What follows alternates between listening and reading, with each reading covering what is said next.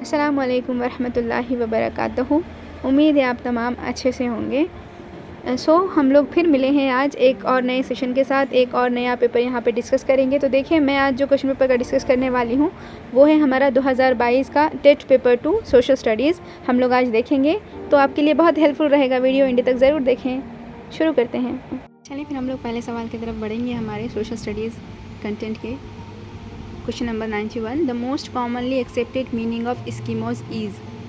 Eskimos की सबसे ज़्यादा कबूल आम मायने क्या है? तो हमको पता ही है, जो एस्किमोज है ना, ये बर्फ़ीले इलाक़ों में जो इग्लूज़ में लोग रहते हैं ना, उनको हम लोग एस्किमोज कहते हैं। लेकिन अगर हम लिटरल मीनिंग देखेंगे हमारे एस्किमोज की, तो इसकी जो मीनिंग हो जाएगी वो हो जाएगी स्नो शू नेटर। याद रखिए, जो लिटरल मीनिंग हो जाएगी हमारे एस्किमोज की, यानी कि एस्किमोज का एक्चुअली मतलब क्या है, ये जो वर्ड है उसका मतलब क्या है, तो स्नो शू नेटर। ठीक है ना, हम लोग कह सकते हैं इसको बर्फीला जो जूता कहेंगे हम लोग इसको। अगर हम लोग इसको देख लेंगे तो आप लोग यहाँ पर देख सकते हैं। देखिए, सबसे ज़्यादा आम काबिल कबूल एस्किमो के मायने जो है शू नेटर के हैं। एस्किमोज के दो अहम ग्रुप बताए गए हैं, एक है इनोइट और दूसरा है यूपिक। याद रखिए, इनकी ज़ुबान में इनोइट के मायने लोग हैं या फिर हकीकी लोग हैं। तो अगर क्वेश्चन ऐसा भी बन सकता है कि कौन से जो एस्किमोज के टाइप हो जाएंगे वो हकीकी एस्किमोज हो जाएंगे, तो इनोइट जो है हकीकी लोग या फिर लोग कहलाएंगे। एस्किमोज जो है वो साइबेरियाई बाशिंदों की नस्ल है। अगर हम देखेंगे तो ये किन की नस्ल है, तो साइबेरिया के जो लोग हैं ना, उनकी नस्ल है, जो अब रूस के शुमाली एशिया का हिस्सा है। या एक्चुअल देखे जाए तो ये साइबेरियंस के रहने वाले हैं, लेकिन अब आजकल ये कहाँ रह रहे हैं, तो रूस के शुमाली एशिया में ये लोग ज़िंदगी गुजार रहे हैं। क्लियर है यहाँ तक? तो लिटरल मीनिंग क्या है हमारे एस्किमोज की? स्नो शू नेटर है। क्लियर है? चलिए नेक्स्ट क्वेश्चन देखेंगे हम लोग हमारा। The detail maps of the world using latitude and longitudes are prepared by. जो हमारे डिटेल मैप्स है, जो कि जिसमें अर्ज़ बलद और तूले बलद दोनों को इस्तेमाल करते हुए जो दुनिया के नक्शे हैं तफसीली, वो किसने बनाए हैं? क्या वो अल-इदरीसी ने बनाए हैं, क्या वो आर्यभट्टा ने बनाए हैं, क्या वो टॉलमी ने बनाए हैं, या फिर वो एनेक्समैंडर ने बनाए हैं? चलिए बताने की कोशिश करिए किसने बनाए होंगे ये मैप्स। तो इसका जवाब क्या हो जाएगा? हमारा ऑप्शन नंबर 3 करेक्ट हो जाएगा। टॉलमी, जो हमारे टॉलमी है ना, उन्होंने भाई अर्ज़ बलद और तूले बलद दोनों को इस्तेमाल करते हुए जो है दुनिया के नक्शे बनाए हैं। यहाँ पर आप लोग देख सकते हैं। देखिए, जो हमारे टॉलमी है ना, उन्होंने भाई जो कि क़दीम जोग्राफिया गुजार, यानी कि ये जोग्राफ़र है एक, जिसने किन ख़ुतूतों की बात की जा रही है यहाँ पर, लैटिट्यूड एंड लॉन्गिट्यूड, अर्ज़ बलद और तूले बलद दोनों को इस्तेमाल करते हुए तफसीली जो है नक्शे बनाए हैं, जो काफ़ी अरसे तक जो है मफकूद रहे हैं। ठीक है ना। अगर हम लोग दूसरे ऑप्शन की हमारी बात कर लेंगे, तो अगर हम अल-इदरीसी की बात करेंगे हमारे, तो देखें यहाँ पर ये जो हमारे अल-इदरीसी है ना, वो अरब स्कॉलर थे। याद रखिए, जो हमारे अल-इदरीसी है वो एक अरब स्कॉलर थे, और उन्होंने क्या किए, ये जो टॉलमी है हमारे, उनकी किताबों को इस्तेमाल करके वो उन्होंने भी नक्शे तैयार किए। कब नक्शे तैयार किए इन्होंने? तो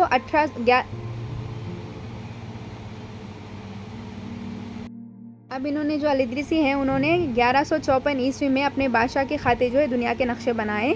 लेकिन एक बात यहाँ पे याद ये रखनी है कि ये जो हमारे अल-इदरीसी है, उन्होंने जो नक्शे बनाए थे ना, उन्होंने साउथ को ऊपर रखा था, नॉर्थ को नीचे रखा था।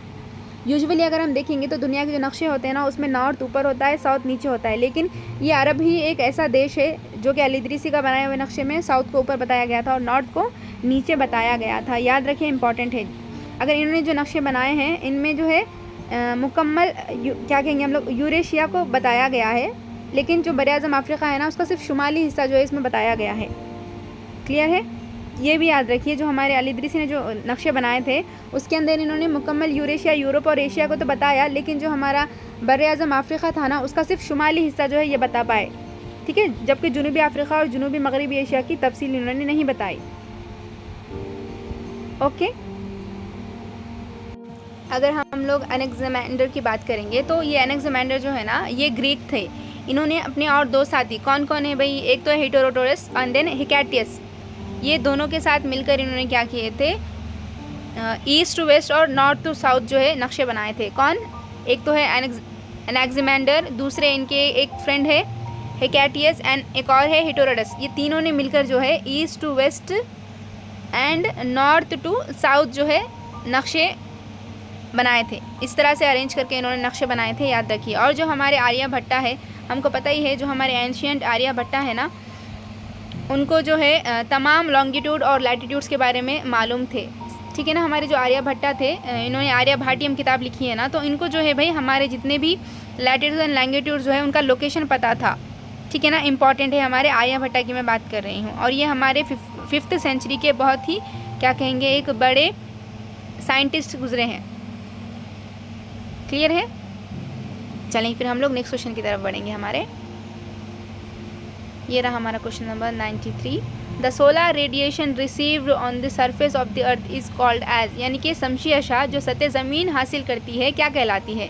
इंजज़ाब हरारत कहलाएगी वो, या फिर अशा कहलाएगी, या फिर तवाज़ुन हरारत कहलाएगी, या फिर इनकास कहलाएगी? बताए क्या कहेंगे हम लोग उसको। तो इसका जवाब हो जाएगा हमारा ऑप्शन नंबर ए, इंजज़ाब हरारत। किस तरह से इसको इंजज़ाब हरारत कहते हैं, चलें देख लेते हैं हम लोग। हम रेडिएशन किसको कहेंगे? रेडिएशन यानी कि कोई भी जिस्म है अगर उससे कोई तवानाई खारिज हो रही है तो ये अमल जो है इशा का अमल या फिर रेडिएशन कहलाता है।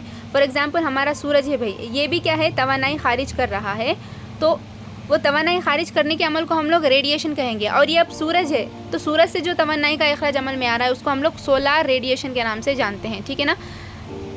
सोलार रेडिएशन के नाम से हम जानते हैं। रेडिएशन नथिंग बट किसी भी जिस्म का तवानाई या फिर एनर्जी को खारिज करना रेडिएशन कहलाता है। सूरज खारिज कर रहा है, इसलिए हम लोग उसको सोलार रेडिएशन कहते हैं। अब ये जो रेडिएशन है, ये ज़रूरी नहीं है भाई कि जितनी रेडिएशन हम तक सूरज जो है पहुंचा रहा है या फिर अखराज कर रहा है तमाम के तमाम हम तक आए। इनमें से क्या कहेंगे हम लोग, 1/3 जो हिस्सा हो जाएगा वो रिफ्लेक्ट हो जाएगा। रिफ्लेक्ट यानी कि वो टकरा कर वापस से फ़िज़ा में लौट जाएगा। अगर हम लोग देखेंगे तो दरअसल फ़िज़ाई कुर्रे को सूरज से जो तवानाई हासिल होती है, इसकी थोड़ी मकदार ही हमें शमसी तवानाई जो है ज़मीन हासिल करती है, क्योंकि 1/3 जो 1/3 जो हिस्सा हो जाएगा वो तवानाई फ़िज़ाई कुर्रे से वापस मुनक्किस हो जाती है। जैसा कि आईना अगर हम लोग देखेंगे तो आईने से यहाँ टकरा कर जो वापस शुआएँ जाती है ना, सेम एग्जैक्टली जो सूरज से हम लोग शुआएँ हासिल कर रहे हैं उनमें से 1/3 जो है रिफ्लेक्ट होकर चली जाएंगी। इसको हम लोग रिफ्लेक्शन कहेंगे। अब हमारा जो जवाब बच गया था भाई कि जो भी सतह ज़मीन तक जो भी शमसी तवानाई हासिल होती है इसको हम लोग किस नाम से जानते हैं, तो इंजज़ाब या फिर इंसोलेशन के नाम से जानते हैं। इंपॉर्टेंट है। रेडिएशन तो है तवानाई का खारिज करना, रिफ्लेक्शन है तवानाई का जो है वापस टकरा कर चले जाना, और इंसोलेशन क्या है, वो तवानाई का हमारे ज़मीन को जज्ब होना, ठीक है। सतह ज़मीन पे जो शमसी तवानाई हम लोग हासिल करते हैं, जो हमारी ज़मीन जज्ब करती है, उसको हम लोग इंसोलेशन या फिर इंजज़ाब हरारत के नाम से जानते हैं। आई थिंक ये आपको क्लियर हो गया होगा। चलें फिर हम लोग आगे बढ़ेंगे हमारे नेक्स्ट क्वेश्चन की तरफ। ये रहा हमारा question number 94। Among the following the days of equinox are. हम लोग लास्ट जो हमारा पेपर देखे थे EVS का, उसमें भी इक्विनॉक्स के बारे में क्वेश्चन पूछा गया था। यहाँ पर भी जो है इक्विनॉक्स का क्वेश्चन है, तो हम ऑलरेडी उसमें पढ़ चुके हैं, फिर एक मरतबा देख लेंगे। इक्विनॉक्स है क्या, पहले हम लोग वो देखेंगे। तो देखिए, इक्विनॉक्स का मतलब नाम से ही जाहिर है, इक्वी यानी कि मसावी। इक्विनॉक्स एक ऐसा दिन होगा जहाँ पर हमारा दिन और रात दोनों 12-12 घंटे के हो जाएंगे, यानी कि equal day and equal night होगी, उसको हम लोग इक्विनॉक्स कहेंगे। तो वो कौन से डे ऑब्जर्व किया जाता है हमको बताना है। इक्विनॉक्स 2 होते हैं, मैंने बताया था, उसमें भी एक होता है ऑटम इक्विनॉक्स और एक होता है स्प्रिंग इक्विनॉक्स, ओके। जो कि ऑटम जो हो जाएगा हमारा, वो हमें सितंबर के महीने में देखने मिलेगा, और जो हमारा स्प्रिंग हो जाएगा वो हमें मार्च के महीने में देखने को मिलेगा।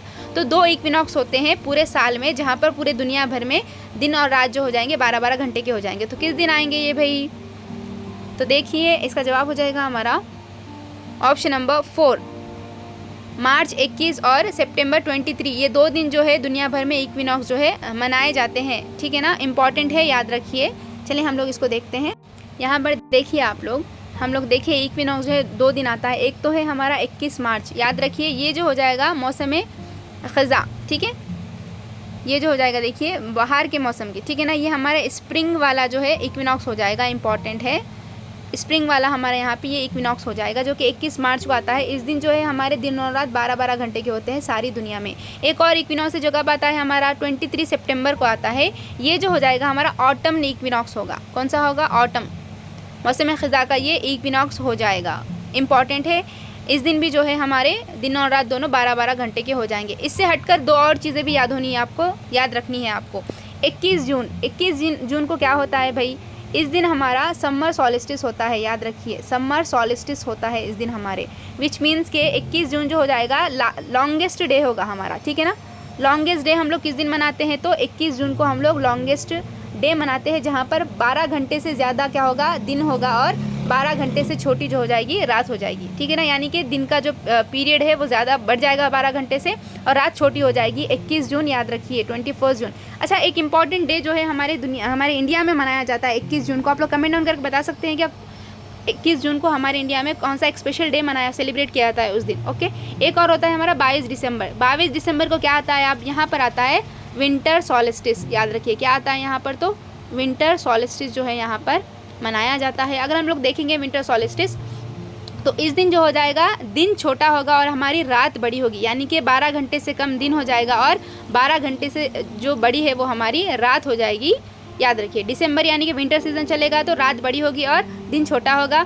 जून में है जो है भाई हमारा एंड ऑफ द समर होगा हमारा, तो उस वक्त क्या होगा, दिन बड़ा होगा, रात छोटी होगी। और हमारे 21 मार्च और 23 सितंबर को तो पता ही है इक्विनॉक्स मनाया जाता है, जहाँ पर दिन और रात दोनों 12-12 घंटे के हो जाएंगे। आई थिंक ये आपको क्लियर है। चलिए फिर हम लोग आगे बढ़ेंगे हमारे नेक्स्ट क्वेश्चन की तरफ। This type of forest mostly found in Telangana state. हमारी रियासत तेलंगाना है ना, इसमें इस किस्म के जंगलात ज़्यादा पाए जाते हैं। कौन से जंगलात भाई, सदाबहार के जंगलात पाए जाते हैं, या फिर पतझड़ के जंगलात पाए जाते हैं, या फिर खारदार जंगलात पाए जाते हैं, या फिर दलदली जंगलात पाए जाते हैं। तो हमको एक बात याद रखनी है यहाँ पर कि जो हमारा तेलंगाना है वो एक सतह मुर्तफ़ा है, ठीक है ना। सतह मुर्तफ़ा एक प्लेट्यू है हमारा तेलंगाना, और हमको पता ही है जो दक्कन का सतह मुर्तफ़ा है उसी में हमारा तेलंगाना जो है मौजूद है। और हमको ये बात पता होनी चाहिए कि जो सतह मुर्तफ़ा के इलाके होते हैं वहाँ पर बारिश बहुत कम होती है, वहाँ पर बारिश बहुत कम होती है। बारिश की कमी की वजह से यहाँ पर किस तरह के पौधे उगते हैं, यानी कि यहाँ पर सूखापन ज़्यादा होता है, खुश्कसाली ज़्यादा होती है। हमें किस किस्म के जंगलात पाए जाएंगे, तो इसका जवाब है हमारा ऑप्शन नंबर सेकेंड होगा, पतझड़ के जंगलात। अगर हम देखेंगे तो तेलंगाना में इस किस्म के जंगलात जो है ज़्यादा पाए जाते हैं। तो पतझड़ के यानी कि डिसीडियस जो प्लांट हो जाएंगे हमारे, जहाँ पे पतझड़ का मौसम होता है, जहाँ पर बारिश कम होती है, वैसे इलाकों में हमारे पास पतझड़ के जंगलात यहाँ पर पाए जाते हैं। इंपॉर्टेंट है, ये तेलंगाना की बात कर रहे हैं हम लोग, ठीक है। हम लोग देख लेंगे इनका एक्सप्लेनेशन। यहाँ पर हम लोग दूसरे ऑप्शंस भी देखेंगे। तो याद रखिए जो सदाबहार के जो जंगलात है कहाँ पर पाए जाते हैं, ये भी क्वेश्चन आपको पूछ सकता है। तो ऐसे इलाके जो कि बहुत ज़्यादा रेन हासिल करते हैं, बहुत ज़्यादा बारिश जो है वैसे इलाकों में पाई जाएगी हमारे इंडिया में, वहाँ पर जो है हमें सदाबहार जंगलात देखने को मिलेंगे। तो यहाँ पर देखिए केरला और अंडमान एंड निकोबार, इंपॉर्टेंट है, याद रखिए। हमारे केरला और अंडमान एंड निकोबार जो आइलैंड्स है ना, वहाँ पर जो है हमारे सदाबहार जंगलात हमको एवरग्रीन फॉरेस्ट देखने को मिलेंगे, क्योंकि यहाँ पे बहुत ज़्यादा बारिश होती है और आबो हवा जो है यहाँ पे शदीद गर्म होती है, ठीक है। वहाँ सदाबहार जंगलात मौजूद होते हैं। ये जंगल बहुत ही घने होते हैं और हम अक़साम के दरख्त, पौधे और बेलें वगैरह पाई जाती है। ये जंगलात हमेशा हरे भरे रहते हैं, क्योंकि ये दरख्त बहुत जल्द पुराने पत्तों को झाड़ कर नए पत्ते पैदा कर लेते हैं। जबकि एक दरख्त पत्तों को झाड़ता है तो दूसरा भर जाता है। इस तरह जो है ये अमल चलते रहता है, क्योंकि यहाँ जो है इन्हें नमी, रुतूबत और हरारत मुसलसल हासिल होती रहती है। क्लियर है यहाँ तक सदाबहार जंगलात। एक और चीज़ भी यहाँ पे याद रख लीजिए कि जो हमारे सदाबहार जंगलात है, कभी कभार पूछते था कि वहाँ के इंपॉर्टेंट जो प्रोडक्ट कौन से हो जाएंगे, तो जामुन, गन्ना, बांस और कड़म जो हो जाएंगे हमारे सदाबहार जंगलात के इंपॉर्टेंट जो हो जाएंगे प्रोडक्ट्स हमको हासिल होते हैं। क्लियर है यहाँ तक। चले फिर हम लोग नेक्स्ट देखेंगे। ये है पतझड़ के जंगलात। अब पतझड़ के जंगलात भी देख लेते हैं हम लोग। तो पतझड़ के जंगलात कहाँ पर पाए जाते हैं? पतझड़ के जंगलात ऐसे इलाकों में पाए जाते हैं जहाँ पर बारिश सिर्फ चंद माह के लिए होती है और साल के अक्सर जो मौसम है गर्म और खुश्क रहता है। ये दरख्त खुश्क महीनों में अपने पत्ते झाड़ देते हैं, क्योंकि पानी पत्तों के ज़रिए बुखारात बनकर उड़ जाता है, और ये दरख्त अपनी नमी को बचाने के लिए सूखे मौसम में इन पत्तों से छुटकारा हासिल कर लेते हैं। एक इम्पॉर्टेंट चीज़ यहाँ पे ये भी याद रखनी है कि ये लोग ऐसा क्यों करते हैं। तो देखिए, हमको पता ही है ट्रांसपिरेशन जो अमल सिरियान होता है ना, अमल सिरियान में पानी का जो है लॉस हो जाता है, पानी ज़ाया हो जाता है। ऑलरेडी जो है इनके पास जो है पानी की कमी होती है ये इलाकों में। तो वैसे इलाकों में जो पत्ते हैं पानी की कमी को रोकने के लिए अपने पत्ते झड़ा देते हैं। भाई जब पत्ते ही नहीं होंगे तो अमल सिरियान भी नहीं होगा। तो ये क्यों करते हैं? तो ये पत्ते झड़ने का अमल क्यों करते हैं? तो अमल सिरियान से बचने के लिए ये लोग पत्ते झड़ाते हैं। इंपॉर्टेंट है, ये याद रखिए, ठीक है। तो अगर हम देखेंगे तो हमारे जो तेलंगाना है, तेलंगाना के जो ज़्यादातर जंगलात है वो कौन से हो जाएंगे? तो ये ज़्यादातर जंगलात इसी में शुमार होंगे। किसमें? पतझड़ के मौसम में। तेलंगाना के ज़्यादातर जंगलात है वो पतझड़ के मौसम में शुमार होंगे। इंपॉर्टेंट है, याद रखिए।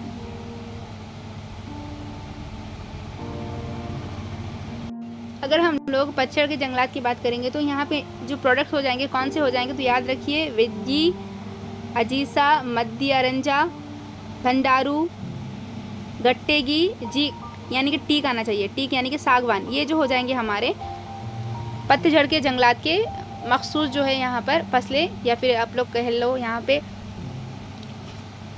फाउना जो है वो हो जाएंगे। ओके, क्लियर है यहाँ तक। एक और किस्म के होते हैं हमारे जंगलात, वो है खारदार जंगलात। इम्पॉर्टेंट है खारदार जंगलात। ओके, ये देखिए खारदार जंगलात ऐसे इलाकों में होते हैं जहाँ पर कम बारिश और ज़्यादा हरारत वाले इलाके में उगते हैं। यहाँ अक्सर दरख्त खारदार होते हैं, जैसा कि एग्जांपल देख लेंगे हम लोग तो बबूल है, बलोसरेगा है, सीताफल है, नीम वगैरह जो है इस किस्म में आ जाएगा। अगर हम देखेंगे तो जो हमारे खारदार जंगलात हैं हमारे तेलंगाना में कहाँ पर पाए जाएंगे, तो कुमरम भीम, आदिलाबाद, मंचिरियाल, नागर कर्नूल, जयशंकर और बदादी अजला में पाए जाते हैं। इंपॉर्टेंट है। और किस्म के जंगलात होते हैं, आखिरी टाइप है हमारी साहिली समंदर और दलदली जंगल के जंगलात। याद रखिए हम लोगों ने अब तक सदाबहार जंगलात के बारे में देखा है, पतझड़ के जंगलात, खारदार जंगलात, तीनों देख चुके हैं। ये आखिरी है हमारा ऑप्शन, साहिली समंदर और दलदली जंगलात। अगर हम देखेंगे तो ये ऐसी जगह पर पाए जाते हैं जहाँ पर साहिली समंदर जो है रेतीले किनारों, दलदली ज़मीनों और मद्देनज़र की लहरों से मुतासिर ज़मीनों पर ये उगते हैं। कौन? हमारे साहिली समंदर और दलदली जंगलात। अगर हम लोग देखेंगे तो यहाँ के जो दरख्त हैं नमकीन पानी से मुताबिकत पैदा कर लेते हैं। हम लोगों ने मैंग्रोव्स के बारे में पढ़ा था ना, वो भी एक दलदली किस्म के जंगलात थे जो कि नमकीन इलाके में पाए जाते हैं। इंपॉर्टेंट ही अगर हम देखेंगे तो ये दो जो है ना, ये जो हमारे जंगलात हैं मद्देनज़र की लहरों से ये इलाके रोज़ाना कई घंटों तक ज़ेर आब रहते हैं और फिर कुछ वक्त के बाद पानी उतर जाता है। इस तरह से ये दरख्त खारे पानी में भीगते हैं और खुश्क रहते हैं। अगर हम देखेंगे तो इन जंगलात को मैंग्रोव के जंगलात भी कहते हैं। इंपॉर्टेंट है। और जो सुंदरबन हमारे पास मैंग्रोव्स है वो दुनिया का सबसे बड़ा जो है मैंग्रोव जंगलात या फिर मैंग्रोव इकोसिस्टम कंसिडर किया जाता है। ओके, तो इस इलाके में जो है मुख्तलिफ़ अक़साम के स्पेशल टाइप ऑफ प्लांट्स पाए जाएंगे। तो कौन कौन से देखिए, उप्पू पोन्ना, बड्डू पोन्ना, यूराडा, मड्डा, तेल्ला मड्डा, गुंडू मड्डा, कड़ेली और बेल्ला। याद रखना इतना आसान नहीं है, ये नेम्स को बार बार पढ़ते रहिए। एक और तरीक़ा है, अगर आपको पढ़कर नेम्स याद नहीं हो रहे तो आप लोग उसको क्या करिए, रिकॉर्ड करके सुनिए, दिन में से 1-2 मरतबा उसको सुनिए। तो कुछ चीज़ें जो हमको पढ़कर याद नहीं रहती वो हमको सुनकर याद रहती है। तो आप लोग जो वर्ड्स, ये अपना ख़ुद का तरीका है, मैं जो चीज़ें मुझे याद नहीं रहती मैं उसको रिकॉर्ड कर लेती हूँ, फिर उसको सुनते रहती हूँ, तो वैसे चीज़ें याद हो सकती है। ओके, ये थे हमारे 4 किस्म के जंगलात, हमारे 4 ऑप्शंस। आई थिंक आपको ये डिटेल में क्लियर हो गए होंगे कहाँ पे किस तरह के जंगलात पाए जाते हैं। चलें फिर हम लोग हमारे नेक्स्ट क्वेश्चन की तरफ बढ़ेंगे। ये रहा हमारा question number 96। The standard currency used during the Mauryan period.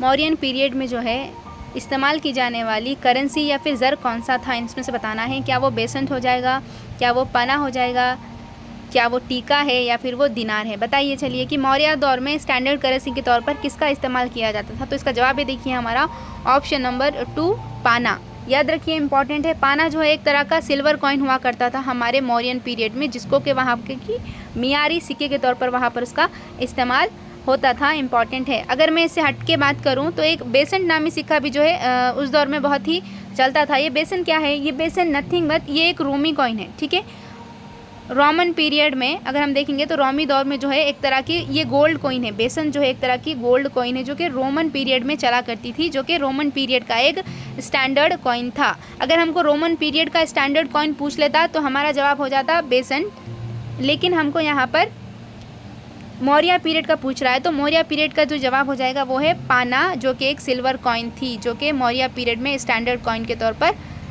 इस्तेमाल की जाती थी। क्लियर है यहाँ तक। चलिए फिर हम लोग आगे बढ़ेंगे हमारे नेक्स्ट क्वेश्चन की तरफ। ये रहा हमारा क्वेश्चन नंबर 97।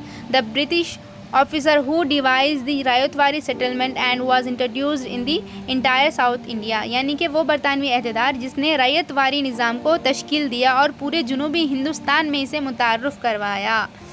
बहुत ही इंपॉर्टेंट क्वेश्चन है, ये हमारे कॉम्पिटिटिव एग्जाम के लिहाज से भी बहुत इंपॉर्टेंट क्वेश्चन है। कौन हो जाएगा? एक ब्रिटिश ऑफिसर था जिसने रायतवारी सिस्टम को जो है हमारे स्पेशली हमारे जुनूबी जो रियासतें हो जाएंगी तेलंगाना, कर्नाटका, केरला, इधर जो है वहाँ पे इम्प्लीमेंट किया। तो वो कौन हो जाएगा? क्या वो लॉर्ड कॉर्नवालिस है या फिर लॉर्ड डलहौजी है या फिर लॉर्ड वेलेस्ले है या फिर वो थॉमस मुनरो है? बताइए कौन हो जाएगा वो। इसका जवाब हो जाएगा हमारा ऑप्शन नंबर 4 थॉमस मुनरो। जो थॉमस मुनरो है ना, उन्होंने हमारे जुनूबी हिंदुस्तान में रैयतवारी सिस्टम को जो है भाई क्या कहेंगे हम लोग इम्प्लीमेंट किया था। तो ये रैयतवारी सिस्टम है क्या, अगर हम देखेंगे तो ऑल ओवर इंडिया में 3 तरह के ज़मींदारी सिस्टम, ये ज़मींदारी सिस्टम है, ये टैक्स वसूल करने के। तो 3 तरह के ज़मींदारी सिस्टम हमारे इंडिया में जो है राइज थे। एक तो था हमारा ये रैयतवारी सिस्टम जो कि हमारे जुनूबी हिंद में था। ओके, एक और होता था हमारा परमानेंट सेटलमेंट, यानी कि ज़मींदारी सिस्टम जिसको हम लोग परमानेंट सेटलमेंट कहते थे। इंपॉर्टेंट है, परमानेंट सेटलमेंट ज़मींदारी सिस्टम जो है वो किसने बनाया था, परमानेंट सेटलमेंट। तो इसके जो पेश करने वाले थे या फिर जो इसको तैयार करने वाले थे हमारे थे वो कॉर्नवालिस। ठीक है, परमानेंट सेटलमेंट सिस्टम किसने बनाया था, तो वो इंट्रोड्यूस करने वाले कॉर्नवालिस थे हमारे। ओके,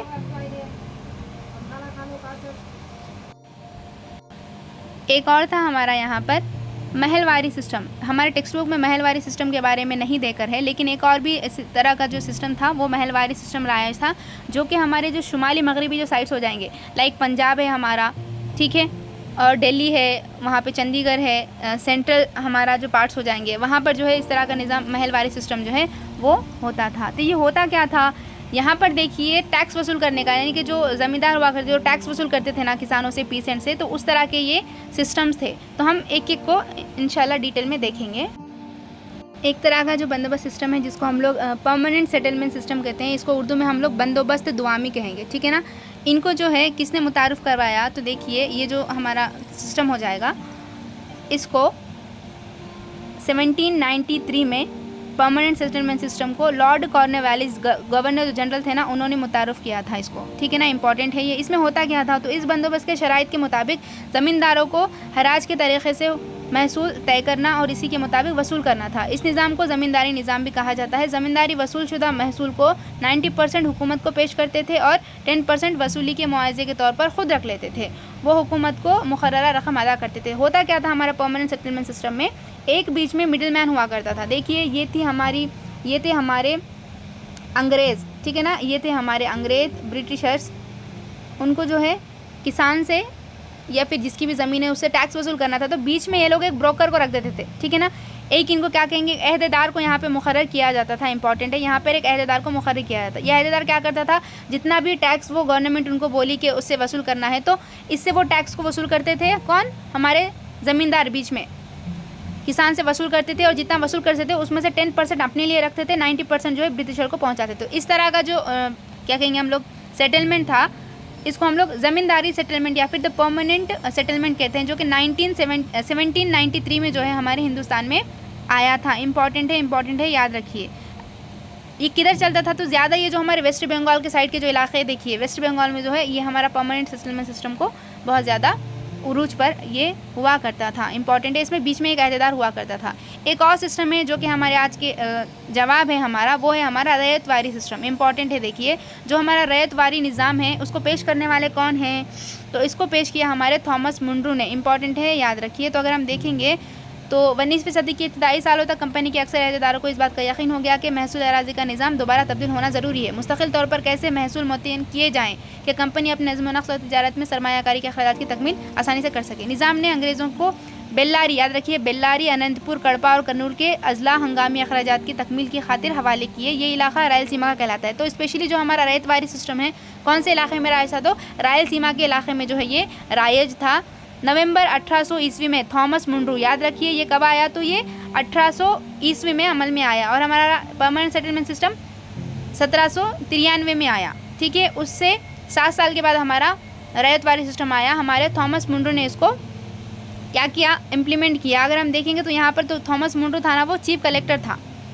अगर हम देखेंगे तो इस दौर में मुतज़िक्रा अज़ला में नाराजीत की कैफियत थी। इसके इलाके में 8 छोटे सरदार मौजूद थे जो कि पेलागर्स कहलाते थे। इन्होंने बरतानवी इक़्तिदार के नफाज की खिलाफत सख्त मुज़ाहिमत की और मुसलसल जंगों और लूट मार में मसरूफ़ रहते थे। थॉमस मुंड्रू ने सबसे पहले इन सरदारों को मग़लूब किया और इस मसल्ला फ़ौजी जतों को तहलील कर दिया। नज़्म व ज़ब्त की बरकरारी के बाद मुंड्रू ने ज़मीनात के सर्वे और महसूल की बंदोबस्त पर तवज्जो दी। इसने महसूस किया कि जनूबी हिंद में शुमाली हिंदुस्तान की तरह ज़मींदार नहीं है, बल्कि आंध्रा और तमिल के हुदूद में काश्तकार तबक़े पाए जाते हैं जो ज़मीनात के मालिक हैं। वही काश्तकारी करते हैं और महसूल भी वही अदा करते हैं। इसलिए इसने काश्तकार की अहमियत को तस्लीम करते हुए महसूल के लिए एक नए निज़ाम रैयतवारी निज़ाम को जनूबी हिंदुस्तान और फिर मगरबी हिंदुस्तान में मुतारफ़ करवाया। अब इसमें होता क्या था, इतना सारा डिटेल पढ़ने का मतलब यही है कि आप लोगों को क्वेश्चन किसी तरह से भी घुमा के पूछ सकता है, यहाँ के स्टेटमेंट में पूछ सकता, तो आप लोग इसका आंसर कर सकना। तो रैयतवारी सिस्टम में क्या होता था,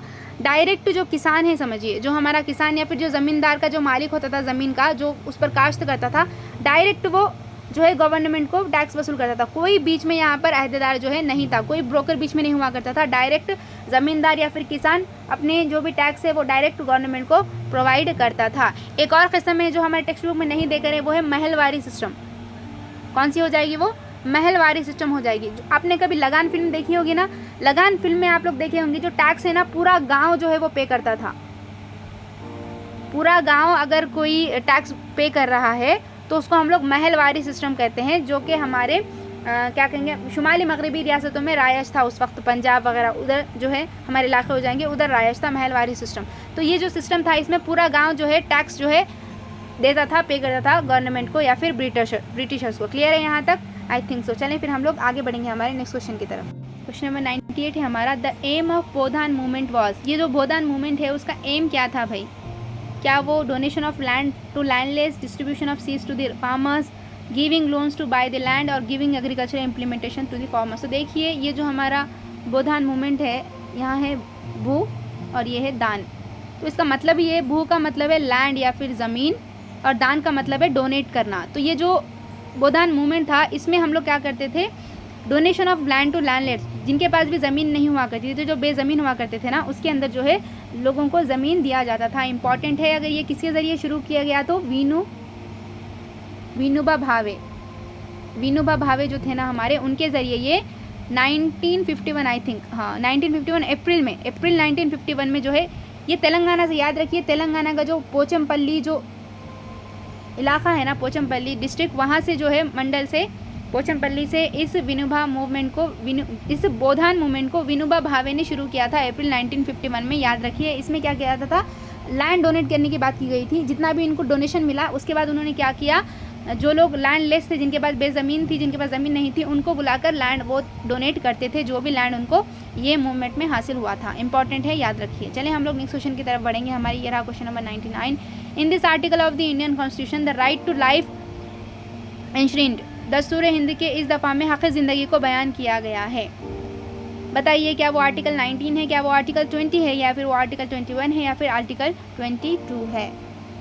तो उसका जवाब हो जाएगा, देखिए हमारा ऑप्शन नंबर 3 करेक्ट हो जाएगा। आर्टिकल 21 जो है वो बात करता है freedom of life and liberty, ठीक है ना। Freedom of life and liberty के बारे में हमारा आर्टिकल 21 बात करता है। इसी के अंदर आर्टिकल 21A जो है ये हमारे एजुकेशन के बारे में बात करता है। जो हमारा फ्री एंड कंपलसरी एजुकेशन जो है 6 to 14 ईयर्स का, जो हमारे RTE में बताया गया है 2009 में, ये आर्टिकल 21A में उसको बाद में लाया गया है। पहले वो एक क्या था भाई, वो एक डायरेक्टिव प्रिंसिपल में था, ओके ना। बाद में उसको हम लोग क्या कहेंगे, राइट्स में बना दिए, ठीक है ना। अगर हम लोग देखेंगे तो यहाँ पर आर्टिकल जो 19 है ये फ्रीडम, मुख्तलिफ अक़साम के फ्रीडम की बात करता है, like freedom of expression, freedom of profession, मतलब इसमें फ्रीडम्स के बारे में ताल्लुक़ से बात की गई है। जो आर्टिकल 20 है हमारा, ये बात करता है कि हम किसी भी पर्सन को उन्हें जो सज़ा किया है उससे ज़्यादा सज़ा नहीं दे सकते।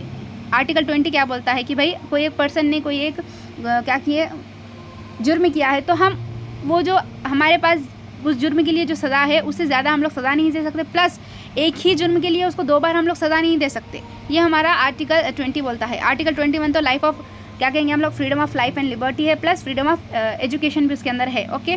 और आर्टिकल 22 क्या बोलता है भाई, अगर हम किसी बंदे को अरेस्ट कर रहे हैं तो हमको ये बताना ज़रूरी है उसको कि हम उसका अरेस्ट क्यों कर रहे हैं, उसका रीज़न बताना है, उसके वो गुनाह क्या है, उन्हें क्या गुनाह किया है जिसकी बेस पर आप उसको अरेस्ट कर रहे हैं, ये बताना होगा। प्लस उसको ये हक़ है कि वो एडवोकेट से जो है भाई कॉन्टैक्ट कर सकता है और उसको 24 घंटे के अंदर जो है भाई हमको पेश करना होगा अदालत में। ये हमारा आर्टिकल 22 बोलता है। तो क्वेश्चन में ये पूछा गया था कि हमारे लाइफ से रिलेटेड कौन सा आर्टिकल हो जाएगा राइट टू लाइफ, तो आर्टिकल 21 हो जाएगा, freedom to life and liberty. Clear है यहाँ तक? चलिए फिर हम लोग आगे बढ़ेंगे हमारे नेक्स्ट क्वेश्चन की तरफ। क्वेश्चन नंबर 100 है हमारा, at district level these courts deal with the criminal cases. यानी कि ज़िले की सतह पर ये अदालतें फ़ौजदारी मुकदमात की समाअत करती है। फ़ौजदारी, उर्दू में हम लोग इसको फ़ौजदारी कहेंगे, इंग्लिश में इसको क्रिमिनल केसेस की बात की जा रही है। डिस्ट्रिक्ट लेवल पर इसको कौन देखते हैं? क्या वो डिस्ट्रिक्ट कोर्ट देखते हैं या फिर सेशन कोर्ट देखते हैं या फिर खसूसी अदालत होती है इसके लिए या फिर हाई कोर्ट देखते हैं? तो इसका जवाब हो जाएगा, देखिए हमारा option number 2 session court. Important है, सेशन कोर्ट जो हो जाएगा वो डिस्ट्रिक्ट लेवल पर हमारे जितने भी क्रिमिनल केसेस या फिर फ़ौजदारी केसेस जो दर्ज होते हैं उसकी हियरिंग करता है। इंपॉर्टेंट है, तो हम लोग यहाँ पे देख लेंगे तो कोर्ट का सिस्टम है क्या भाई आखिर, उसको हम लोग यहाँ पर देख लेंगे। बेसिकली अगर हम देखेंगे तो 3 लेवल होते हैं कोर्ट्स के। सबसे हाईयर जो हो जाएगा वो हो जाएगा सुप्रीम कोर्ट, जो कि पूरे इंडिया में एक होगा, ओके। उसके अलावा उसके नीचे जो लेवल हो जाएगा वो हो जाएगा हमारा हाई कोर्ट का। और हाई कोर्ट जो है ये हर एक हमको रियासत में एक हाई कोर्ट देखने को मिल जाएगा, ठीक है ना। ये रियासत, ये पूरा नेशनल लेवल का होता है। सेंट्रल में एक सुप्रीम कोर्ट, देन स्टेट में एक हाई कोर्ट होता है और हर स्टेट के हर डिस्ट्रिक्ट में जो है एक डिस्ट्रिक्ट कोर्ट होता है, ठीक है ना। तीसरे लेवल पे हो जाएगा हमारा डिस्ट्रिक्ट कोर्ट। अब यहाँ पर है कुछ हमको देखना है जो हमारा क्वेश्चन का पार्ट हो जाएगा। तो देखिए जो डिस्ट्रिक्ट लेवल है वहाँ पर जो है 2 तरह के कोर्ट्स पाए जाते हैं। एक को कहेंगे हम लोग डिस्ट्रिक्ट कोर्ट जो कि सिविल केसेस को हैंडल करता है, ओके। और एक कोर्ट होता है हमारा सेशन कोर्ट, ये डिस्ट्रिक्ट लेवल की ही है। ये 2 भी जो है डिस्ट्रिक्ट लेवल के ही कोर्ट है, लेकिन इनमें 2 अलग अलग जो कहेंगे हम लोग केसेस देखे जाते हैं। हमारा डिस्ट्रिक्ट कोर्ट जो हो जाएगा वो सिविल केसेस को देखेगा। एक स्पेशल जो होगा सेशन कोर्ट बनाया जाता है, डिस्ट्रिक्ट लेवल पर होता है, जो कि क्रिमिनल केसेस को देखता है भाई। अब ये सिविल केसेस और क्रिमिनल केसेस है क्या? फॉर एग्ज़ाम्पल कोई बंदा ऐसा जुर्म किया जो कि एक क्या कहेंगे, एक ऑफेंस की तरह माना जाता है, इलीगल माना जाता है। फॉर एग्ज़ाम्पल अगर मैं कहूँगी किसी का मर्डर कर दिया कोई, ओके, या फिर हम लोग कहेंगे कहीं चोरी करा, डाका डाला, तो ऐसे जो केसेस हो जाएंगे ये क्रिमिनल केसेस में आएंगे, ठीक है ना। एक क्राइम हो जाएगा, एक जुर्म हो जाएगा वो। तो ऐसे केसेस को कौन हैंडल करते हैं डिस्ट्रिक्ट लेवल पर? तो सेशन कोर्ट करेंगे। इंपॉर्टेंट है, यही हमारा जवाब है। एक और होता है हमारा सिविल केसेस। अब सिविल केसेस क्या है? फॉर एग्जाम्पल कहीं ए पार्टी और बी पार्टी में लड़ाई हो गई, मतलब रेंट को लेके मसला हो गया कोई, ठीक है, या फिर हमारा डाइवोर्स है, डाइवोर्स भी जो हो जाएगा वो सिविल केस में आएगा। याद रखिए डाइवोर्स जो हो जाएगा वो सिविल कोर्ट में ही आएगा। इसके अलावा कहीं पर झगड़ा हो गया, कोई तनाज़ा पेश आया, समझिए कहीं लड़ाई हो गई, हाथापाई हो गई, तो वैसे केसेस को हैंडल करते हैं तो सिविल केसेस हो जाएंगे वो, ओके। सिविल केसेस जो है वो हैंडल हो जाएंगे। इंपॉर्टेंट है, याद रखिए डिस्ट्रिक्ट लेवल पे 2 तरह के हमारे केसेस क्या कहें कोर्ट्स होते हैं। अगर मैं आगे देखूँगी तो हमारा जो ये क्रिमिनल केसेस है ना, जो सेशन कोर्ट होता है ना डिस्ट्रिक्ट लेवल पे, उसमें एक और स्पेशल कोर्ट भी होता है, ये बच्चों के लिए होता है, ठीक है ना। अगर बच्चों ने कोई जुर्म किया है, समझिए बच्चों ने कोई चोरी की है, बच्चों ने कहीं पर डाका डाला है, बच्चों ने किसी का मर्डर कर दिया है, तो वैसे जो है स्पेशल कोर्ट होता है चिल्ड्रंस के लिए, जहाँ पर स्पेशली चिल्ड्रन के क्रिमिनल केसेस की बात की जाती है, ओके। अब उसके बाद डिविजनल लेवल की अगर हम बात करेंगे तो डिविजनल लेवल पर भी 2 तरह के कोर्ट्स होते हैं। एक है जूनियर सिविल जज और एक होता है हमारा जुडिकल मजिस्ट्रेट, ठीक है ना। अब ये हमारे डिविजनल लेवल पर जो है जो कोर्ट पाए जाते हैं डिविजनल लेवल पर, उसमें कौन होता है? तो जूनियर सिविल जज होता है जो हमारे सिविल केसेस को हैंडल करेगा डिविजनल लेवल पर। एक होता है हमारा असिस्टेंट सेशन जज या फिर जुडिकल मजिस्ट्रेट, ये क्या करेगा? हमारे डिविजनल लेवल पर हमारे क्रिमिनल केसेस को हैंडल करता है। क्लियर हो गया यहाँ तक? एक मरतबा इसको अच्छे से देख लीजिए, इंपॉर्टेंट है ये, बहुत ही ज़्यादा इंपॉर्टेंट है। क्लियर है यहाँ तक? चलें फिर हम लोग आगे बढ़ेंगे हमारे नेक्स्ट क्वेश्चन की तरफ। ये रहा हमारा question number 101, the protection of children from sexual offence, which means जो पोक्सो एक्ट है हमारा वो कब फोर्स में आया था हमको बताना है। हमको बना कब ये नहीं पूछ रहा है, ये अमल में कब आया या फिर इसका निफाज कब से अमल में लाया गया, हमको उसकी तारीख पूछ रहा है। क्या वो 14 नवंबर 2012 से इसको अमल में लाया गया या फिर 14 नवंबर 2013 से अमल में लाया गया, 1 जनवरी 2012 से इसको अमल में लाया गया या फिर 1 जनवरी 2013 से इसको अमल में लाया गया? बताइए। पोक्सो एक्ट के बारे में 8th क्लास में ही दिया गया है हमारे, तो इसका जवाब हो जाएगा हमारा ऑप्शन नंबर 1, 14 नवंबर 2012, ठीक है। 14 नवंबर 2012 से जो है ये एक्ट जो है इम्प्लीमेंट हो रहा है, यानी कि अमल में आया है। अगर हम ये एक्ट के ताल्लुक से देख लेंगे तो देखिए यहाँ पर जो हमारी गवर्नमेंट है ना, उन्होंने एक स्पेशल लॉ पास किया है जिसको हम लोग किस नाम से जानते हैं? पॉक्सो के नाम से जाते हैं। कभी कभी इसका फुल फॉर्म भी पूछ ले सकता, protection of children from sexual offence, इसका फुल फॉर्म हो जाएगा। तो ये 2012 में बनाया गया था और इसको इम्प्लीमेंट भी कब किया गया भाई, 14 नवंबर 2012 में ही इसको इम्प्लीमेंट कर दिया गया था। इम्पॉर्टेंट है। इसमें क्या है, ये कॉम्प्रिहेंसिव लॉ है, यानी कि बच्चों से लेकर बच्चों की हद तक जो है ये एक बहुत ही क्या कहेंगे, एक जामे एक्ट है, जिसमें बच्चों के ताल्लुक से जितने भी जराइम हो सकते हैं सेक्सुअली ऑफेंस वाले, तमाम को इसमें इंक्लूड किया गया है। तो इसमें होता क्या है कि सबसे पहले अगर कोई हमारा बच्चा है, अगर वो किसी भी तरह के अब्यूज़ को फेस कर रहा है, तो उसको सबसे पहले अपने पेरेंट्स या फिर जो केयर टेकर है उसको इन्फॉर्म करना होगा। फिर वो केयर टेकर क्या करेंगे, हमने जो स्पेशल कोड पढ़ा था, देखिए स्पेशल जो क्या कहेंगे हम लोग सेशन कोड था, उसके अंदर स्पेशल चिल्ड्रन के लिए, बच्चों के लिए कोड था ना, उसको वो लोग क्या करेंगे, कांटेक्ट करेंगे। या फिर यहाँ पर एक हेल्पलाइन नंबर दिया गया है 1098, इस पर कांटेक्ट करेंगे तो वहाँ के जो स्पेशल कोर्ट के जो जजेस हैं ना, उसको हम लोग यहाँ पर ये एक्ट को वो लोग देखेंगे। इम्पॉर्टेंट है। तो ये एक्ट कब पास हुआ था, तो 14 नवंबर 2012 को ये एक्ट जो है पास किया गया था। स्पेशली बच्चों के लिए एक जामे एक्ट है ये। क्लियर है यहाँ तक? चलिए फिर हम लोग आगे बढ़ेंगे हमारे नेक्स्ट क्वेश्चन के। Question number 102, a group dance by women interpreting literacy and poetic compositions on the theme of love of a girl for her beloved. औरतों का एक ग्रोही रक्स जो किसी लड़की के महबूब से मोहब्बत के मौज़ों की अदबी व शेरी तर्जुमानी करता है। ये किस तरह का डांस हो जाएगा, इसको क्या कहेंगे हम लोग, इसको कुचिपुड़ी कहेंगे या फिर इसको हम लोग कोरावंजी कहेंगे या इसको हम लोग कथकली कहेंगे या फिर कथक कहेंगे, बताइए। ऐसा डांस जो कि ग्रुप ऑफ वुमेन्स करते हैं अपने बिलव्ड के लिए, पूछा जा रहा है। तो इसका जवाब क्या हो जाएगा, हमारा ऑप्शन नंबर 2 यहाँ पे करेक्ट हो जाएगा। कोरावंजी जिसको हम लोग कहेंगे, ये इस तरह का डांस होता है कि इसमें क्या करती हैं औरतों का एक ग्रोह क्या करता है, रक्स करता है, जो किसी लड़की के महबूब से मोहब्बत के मौज़ों की अदबी शेरी तर्जुमानी करता है। ठीक है, ये हो जाएगा हमारा कोरावंजी। इंपॉर्टेंट है। इसके ताल्लुक से अगर हम कुछ देख लेंगे तो ये देखिए हमारा कोरावंजी डांस, ये औरतों का एक नाच है। जब एक लड़की की मोहब्बत कामयाब हो जाती है, उससे जब महबूब मिल जाता है, तो वो उस वक्त इस तरह का डांस करती है। उस रस्क के ज़रिए जमालियाती तसव्वुरात की तर्जुमानी की जाती है। तो इसको हम लोग कोरावंजी कहेंगे। कुचिपुड़ी क्या है अभी ये, तो कुचिपुड़ी जो है हमारा आंध्र प्रदेश का, याद रखिए आंध्र प्रदेश का डांस है, ये ट्रेडिशनल डांस है। एक ब्राह्मण गांव का नाम कुचिपुड़ी है। मुख्तलिफ अफराद मिलकर ये रक्स करते हैं। ये रक्स नाटक की शक्ल में पेश किया जाता है। इस रक्स को मर्द नाटक के रूप में पेश करते हैं। ठीक है, इम्पॉर्टेंट है ये कुचिपुड़ी के बारे में। कुछ और भी जिक्र हैं हमारे पास यहाँ पर, आप लोग एक मरतबा इसको देख लीजिए। ठीक है, सादिर नाच क्या है अब यहाँ पर, तो सादिर नाच हम लोग कहते हैं ये नाच तन्हा की शक्ल में था, यानी कि सॉलिटरी है, ये अकेले जो है ये होता है, सॉलिटरी है ये वाला डांस। और देवदासियाँ सदियों से मंदिरों और जुनूबी हिंद के शाही दरबार में नाचती रही है। इसमें तमिलनाडु भी शामिल है। तो देखिए सादिर नाच जो हो जाएगा ना, स्पेशली ये देवदासी के ज़रिए मंदिरों में किए जाने वाला डांस से बताया जा रहा है। इंपॉर्टेंट है, इसमें तमिलनाडु भी शामिल है, सादिर नाच। ओके, क्लियर है यहाँ तक? इसमें और बहुत सारे डांसेस के बारे में जिक्र है, तो आप एक मरतबा इसको देख लीजिए। ओके, ये हमारा 21st लेसन है 8th क्लास का। 03 है हमारा, the orientalist who translated the Sanskrit works into English language, यानी कि कोई एक ऐसा ओरिएंटलिस्ट था जिन्होंने संस्कृत अदब को अंग्रेज़ी में क्या किया, उसका तर्जुमा किया। वो कौन हो जाएंगे? क्या वो राजा राम मोहन रॉय है, या फिर वो हमारे मैक्स मुलर है, या फिर वो हमारे कंदुपुरी वीर शालिंगम है, या फिर स्वामी विवेकानंदा जी है? बताइए कौन हो जाएंगे वो।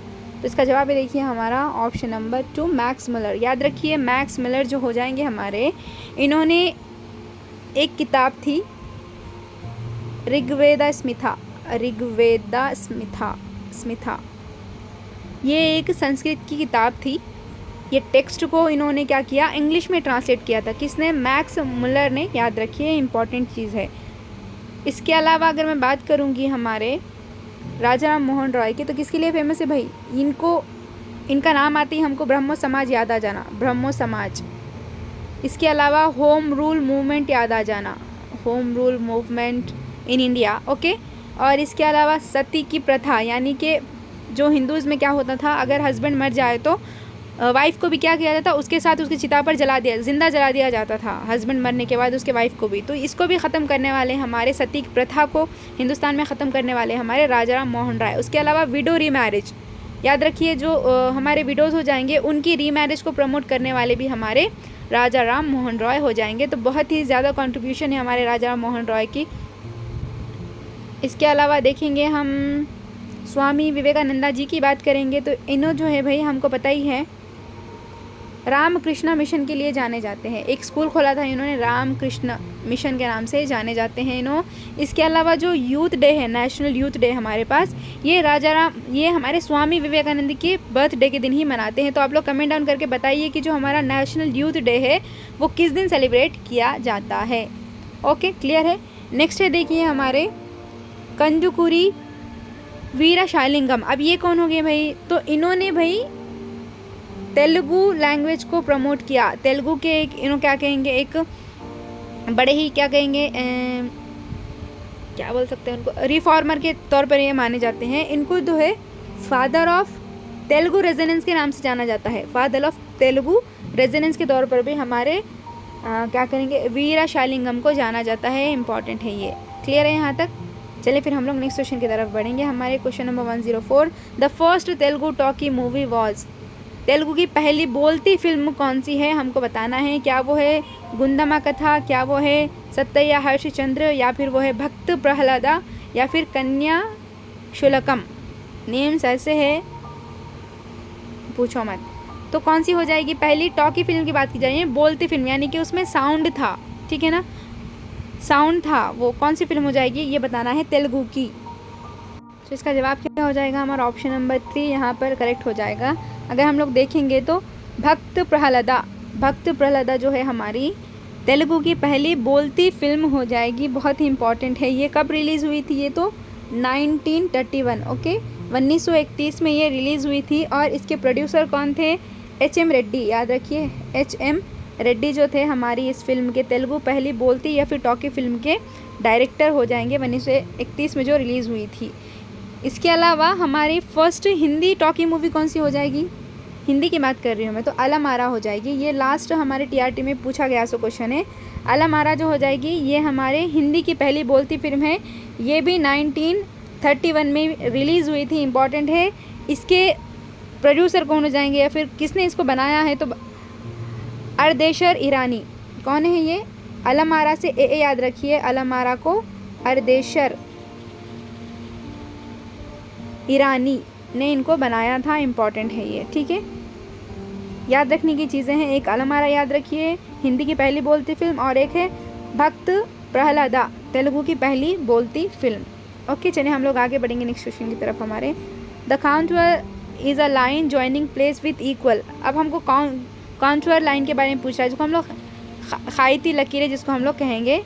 तो ये एक सा डैश के हासिल मुकामात को जोड़ती है। तो हम पढ़ के आए हैं कि जो काउंटर लाइन है हमारी वो एक सा हाइट वाले, एक सा बुलंदी वाले मुकामात को जोड़ती है हमारी काउंटर लाइन। इसके बारे में शायद ही ज़्यादा डिटेल में बोलने की ज़रूरत है, आप लोगों को काउंटर लाइन के बारे में पता ही होगा। चलिए फिर हम लोग आगे बढ़ेंगे नेक्स्ट क्वेश्चन की तरफ। ये रहा, in India monsoon winds blow from this direction towards the end of the summer season. जब हमारे पास मौसम गर्मा ख़त्म होता है तो उसके आखिर में हमारे पास मानसून का महीना शुरू होता है।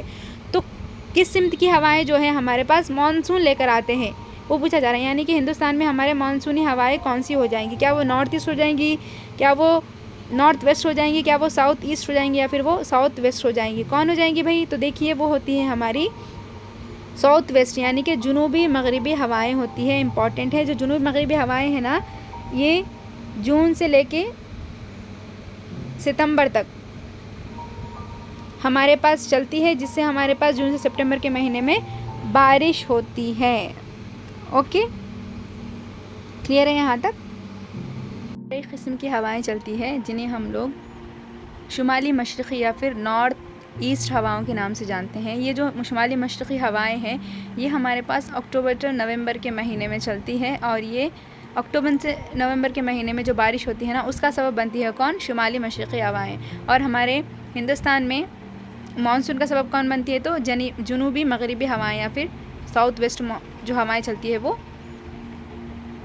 जून ता सितंबर। याद रखिए, दो भी याद रखिए आप लोग, जुनूबी मगरिबी मानसून और शुमाली मशरक़ी मानसून दोनों बहुत इंपॉर्टेंट हो जाएंगे। चलें फिर हम लोग आगे बढ़ेंगे नेक्स्ट क्वेश्चन की तरफ। ये रहा, this program aims at the removal of slit from tank beds and the repair the construction of tank burns. इस प्रोग्राम का मकसद तालाबों की तह से मिट्टी की निकासी करना है और तालाबों के पुश्तों की तामीर करना है। कौन सा हो जाएगा वो? क्या वो हरिता हरम है, या फिर वो मिशन काकतिया है, या फिर वो मिशन भागीरथ है, या फिर मना उरू मना बड़ी मिशन है? चले बताइए कौन सा मिशन हो जाएगा जिसके ज़रिए हम लोग क्या करते हैं भाई, जितने भी हमारे तालाबें हो जाएंगी उनके तहों में जो मिट्टी बन गई है उसको निकालते हैं और साथ ही साथ हमारे तालाबों के जो पुश्ते हैं उनकी तामीर करते हैं।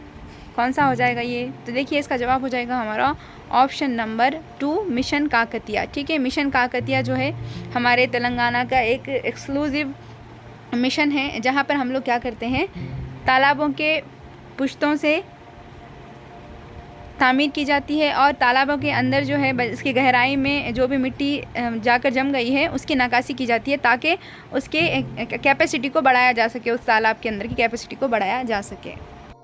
इसको हम लोग आवर विलेज आवर टैंक के नाम से भी जानते हैं, यानी कि मना उरू और मना चेरुवू, याद रखिए। और एक नाम क्या है इसको? मना उरू। यहाँ पे कंफ्यूज करा, देखिए मना उरू मना बड़ी, देखिए कंफ्यूज कर दिया। ये हमारे स्कूल से रिलेटेड एक मिशन है और ये जो मिशन काकतिया है उसको हम लोग मना उरू एंड मना चेरुवू, चेरुवू यानी कि तालाब, मना चेरुवू के नाम से भी जानते हैं, इंपॉर्टेंट है। अगर हम लोग मिशन काकतिया की बात करेंगे तो ये काकतिया जो मिशन है उसका एम्स क्या है? तो उसका एक तो एम ये है कि जितनी भी मिट्टी जम गई है तहों में उसको निकालना, उसके अलावा हमारे पुश्तों की तामीर करना है, ये इसके मेन एम हो जाएंगे। और कितने टैंक्स को इसके अंदर लाया गया है इस मिशन के तहत? तो याद रखिए 47,000 जो टैंक्स हो जाएंगे हमारे तेलंगाना के, उसको जो है इसके अंदर लाया गया है। इम्पॉर्टेंट है, याद रखिए। कितने पूछ लेता कभी कभार डायरेक्ट, तो 47,000 जो टैंक्स है अंडर हमारे काकतिया मिशन आ जाएंगे, our village our tank Kakatiya mission. और एक याद रखिए ये माइनर इरिगेशन टैंक्स है, यानी कि छोटे, ठीक है ना, छोटे आबपाशी वाले टैंक्स के लिए ये शुरू किया गया है, माइनर इरिगेशन टैंक्स के लिए ये शुरू किया गया है हमारा मिशन काकतिया। चलिए हम लोग आगे बढ़ेंगे हमारे नेक्स्ट क्वेश्चन की तरफ। ये रहा, देखिए, the rhythmic rise and fall in the level of ocean water is. सतह समंदर पर पानी का एक ख़ास तरतीब में ऊपर उठने और गिरने के अमल को हम लोग क्या कहते हैं? क्या उसको हम लोग सुनामी कहेंगे, या उसको हम लोग ओशियन करेंट्स, या फिर समुद्री लहरें कहेंगे, या फिर इसको टाइड्स कहा जाता है यानी कि मद्दोजज़र, या फिर इसको हम लोग मौजें कहेंगे? बताइए इसको क्या कहा जाता है? कि एक रिदमिक वे में, यानी कि एक ख़ास तरतीब में जो है क्या कहेंगे हम लोग, समंदर के ऊपर की जो सतह का पानी है वो उठता है और नीचे गिरता है, एक ख़ास तरतीब होती है, तो उसको हम लोग किस नाम से जानते हैं? हमको ये पूछा जा रहा है। तो इसका जवाब है देखिए हमारा ऑप्शन नंबर 3 टाइड्स। याद रखिए टाइड्स, करेंट्स और मद्दोजज़र में हमारे वेव्स में क्या फ़र्क है आपको पता होना चाहिए। तो जो टाइड्स हो जाएगी हमारी, इसमें क्या होता है, एक ख़ास तरतीब में जो है हमारा पानी ऊपर उठता है और नीचे गिरता है। इम्पॉर्टेंट है। अगर यहाँ पे रिदमिक वे की बात नहीं की जाती, रिदमिक नहीं आता, तो इसको हम लोग मौज कहते, ठीक है। मौज भी वैसी हो जाएंगी। मौज क्या है? यानी कि हमारे पानी की सतह पर जो हमारा पानी है समंदर की सतह पर ऊपर नीचे वो उठता है, इसको भी हम लोग मौज कहते हैं। और फिर मौज में और हमारे मद्दोजज़र में फ़र्क क्या है? तो मद्दोजज़र में जो है ख़ास रिदमिक वे में उठता है, ठीक है ना। मद्दोजज़र में ख़ास लय में या फिर ख़ास तरतीब में पानी जो है ऊपर उठता है और नीचे गिरता है। ये इंपॉर्टेंट है, याद रखने की चीज़ है, ठीक है ना। जो हमारी मद्दोजज़र या फिर हमने जो टाइड्स हो जाएगी ना, तो जो इलाके हो जाएंगे कोस्टल एरियाज़, हमारे साहिल के इलाके, कुछ वक्त वो लोग हाई टाइड्स को क्या करेंगे, एक्सपीरियंस करेंगे, और कुछ वक्त वो लो टाइड्स को एक्सपीरियंस करेंगे। और ये जो इलाके होते हैं ये फ़िशिंग के लिए बहुत ही इंपॉर्टेंट होते हैं या फिर फ़ायदेमंद होते हैं। जो हमारे मद्दोजज़र जो हो जाएगा वो फ़िशिंग में बहुत ज़्यादा क्या कहेगा, एक अहम रोल अदा करेगा। क्यों भाई? क्योंकि इससे क्या होगा, जब इसके टाइड्स हाई होंगे ना तो ये मछलियों को ऊपर लेकर आएगा, ओके ना, जिसकी वजह से जो फ़िशिंग है वो बहुत ही ज़्यादा अच्छी होती है हमारे टाइड्स के अंदर। मद्दोजज़र जब आते हैं तो उस वक्त फ़िशिंग बहुत अच्छी होती है। एक तो होती है मौजें, मौजों का तो हम डेफिनेशन देख ही लिए कि जो हमारे वेव्स हो जाएंगे वो क्या है, सरफेस पानी जो हो जाएगा सतह समंदर का वो ऊपर या नीचे जो है ऐसे राइज एंड फॉल करेगा। क्लियर है यहाँ तक? और एक इम्पॉर्टेंट चीज़ है, ये जो मौजें बनती है उसका हमारे हवा से बहुत ज़्यादा उसका क्या कनेक्शन होता है। जितनी तेज़ हवा चलेगी उतनी ही ऊपर जो होंगे मौजें बनेगी, और जितनी क्या कहेंगे हम लोग, स्लो हवा चलेगी उतनी ही कम जो है मौजें बनेंगी। क्लियर है यहाँ पर। चलें फिर हम लोग एक और है हमारा ओशियन करेंट्स क्या होता है भैया। तो हमारी लहरें क्या होती हैं, ये लहरें जो है दो तरह की होती है, याद रखिए। एक होती है वार्म करेंट्स और दूसरी होती है हमारी कोल्ड करेंट्स।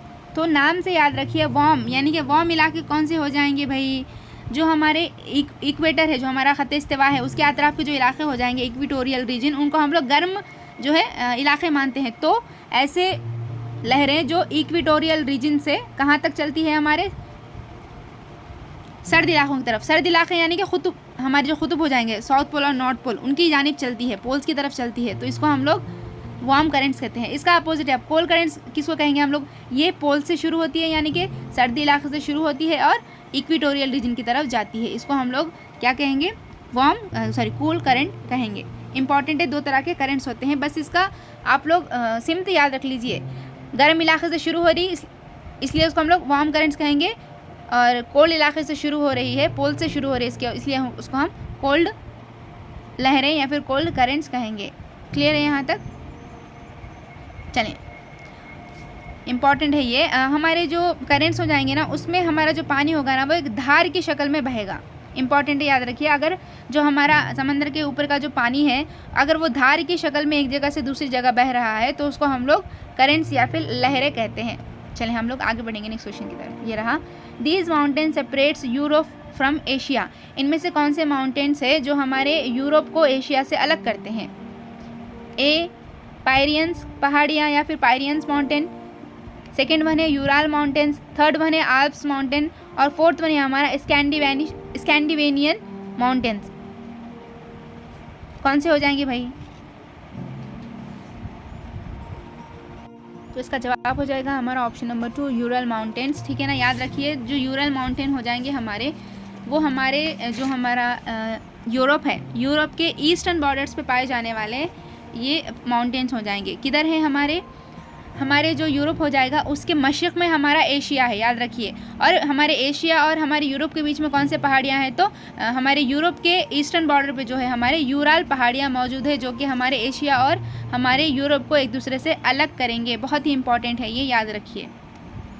ठीक है ना, इम्पॉर्टेंट है ये।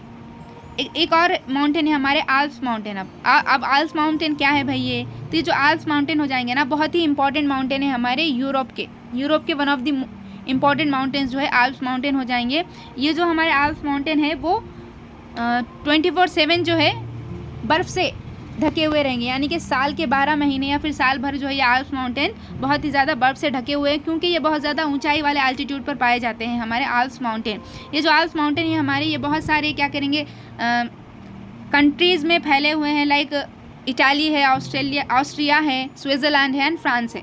ठीक है, ये ऐसे क्या कहेंगे हम लोग ममालिक में, कंट्रीज़ में फैले हुए हैं यूरोप के। ओके, क्लियर है यहाँ पर।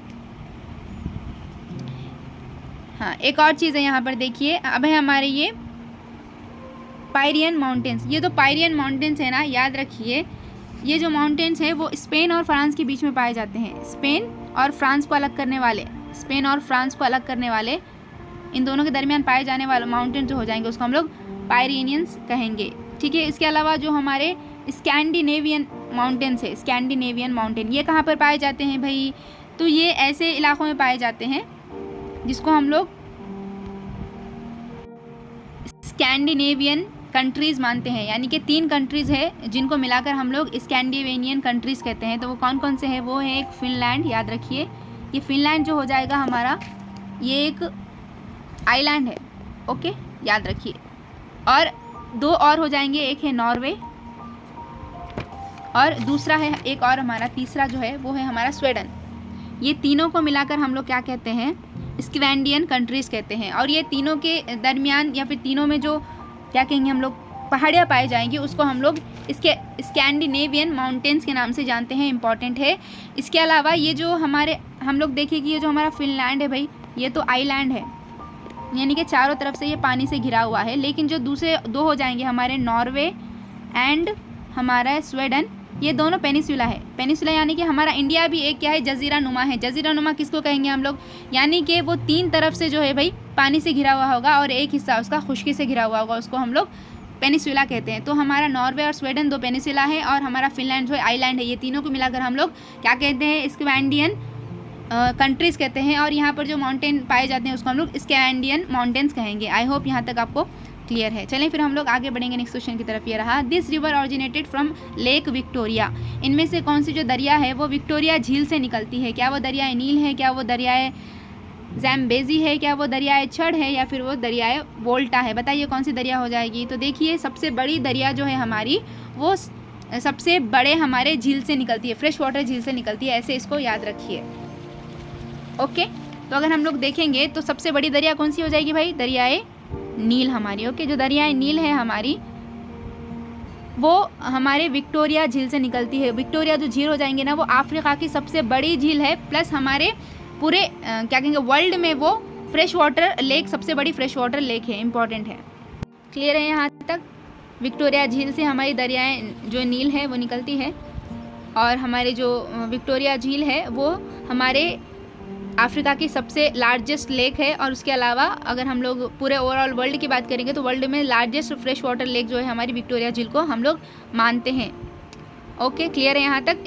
इसके अलावा अगर हम लोग ऑप्शन नंबर 2 की बात करेंगे, यहाँ पर दरियाए ज़ैम्बेज़ी की बात करेंगे, तो ये जो दरिया है ये भी हमारे अफ्रीका की एक अहम दरिया मानी जाती है, जो कि कौन से इलाक़ों में बहती है? तो भाई एंगोला, ज़ैम्बिया, जिम्बाब्वे और मोज़ाम्बिक, जैसे उनके नेम से उसी का वो कंट्रीज़ के नेम पे ही इसका नेम है। तो ये जो दरिया है ये हमारे इंडियन ओशियन में जा मिलती है। फिर हमारे अफ्रीका से इन क्या कहेंगे हम लोग कंट्रीज़ में वो बहते हुए हमारे इंडियन ओशियन में जा मिलती है, इंपॉर्टेंट है। कौन है हमारी? ज़ैम्बेज़ी रिवर। क्लियर है? हाँ, एक और चीज़ मैं नील, ये जो दरियाए नील है उसके बारे में बोलना भूल गई कि जो दरियाए नील है ये अफ्रीका की सबसे बड़ी नील है, क्या कहेंगे दरिया तो है, विक्टोरिया झील से ये निकलती है, प्लस ये क्या करती है भाई, सहारा डेजर्ट से होते हुए हमारे मेडिटेरेनियन सी में जा मिलती है। याद रखिए, सहारा डेजर्ट से होते हुए कहाँ पे जा मिलती है? तो मेडिटेरेनियन सी जो है हमारा, जिसको हम लोग क्या कहते हैं भाई, दरियाए उर्दू में मुझे उसका नेम याद नहीं आ रहा है। यस, इसको हम लोग बहरे रूम के नाम से जानते हैं, ठीक है ना।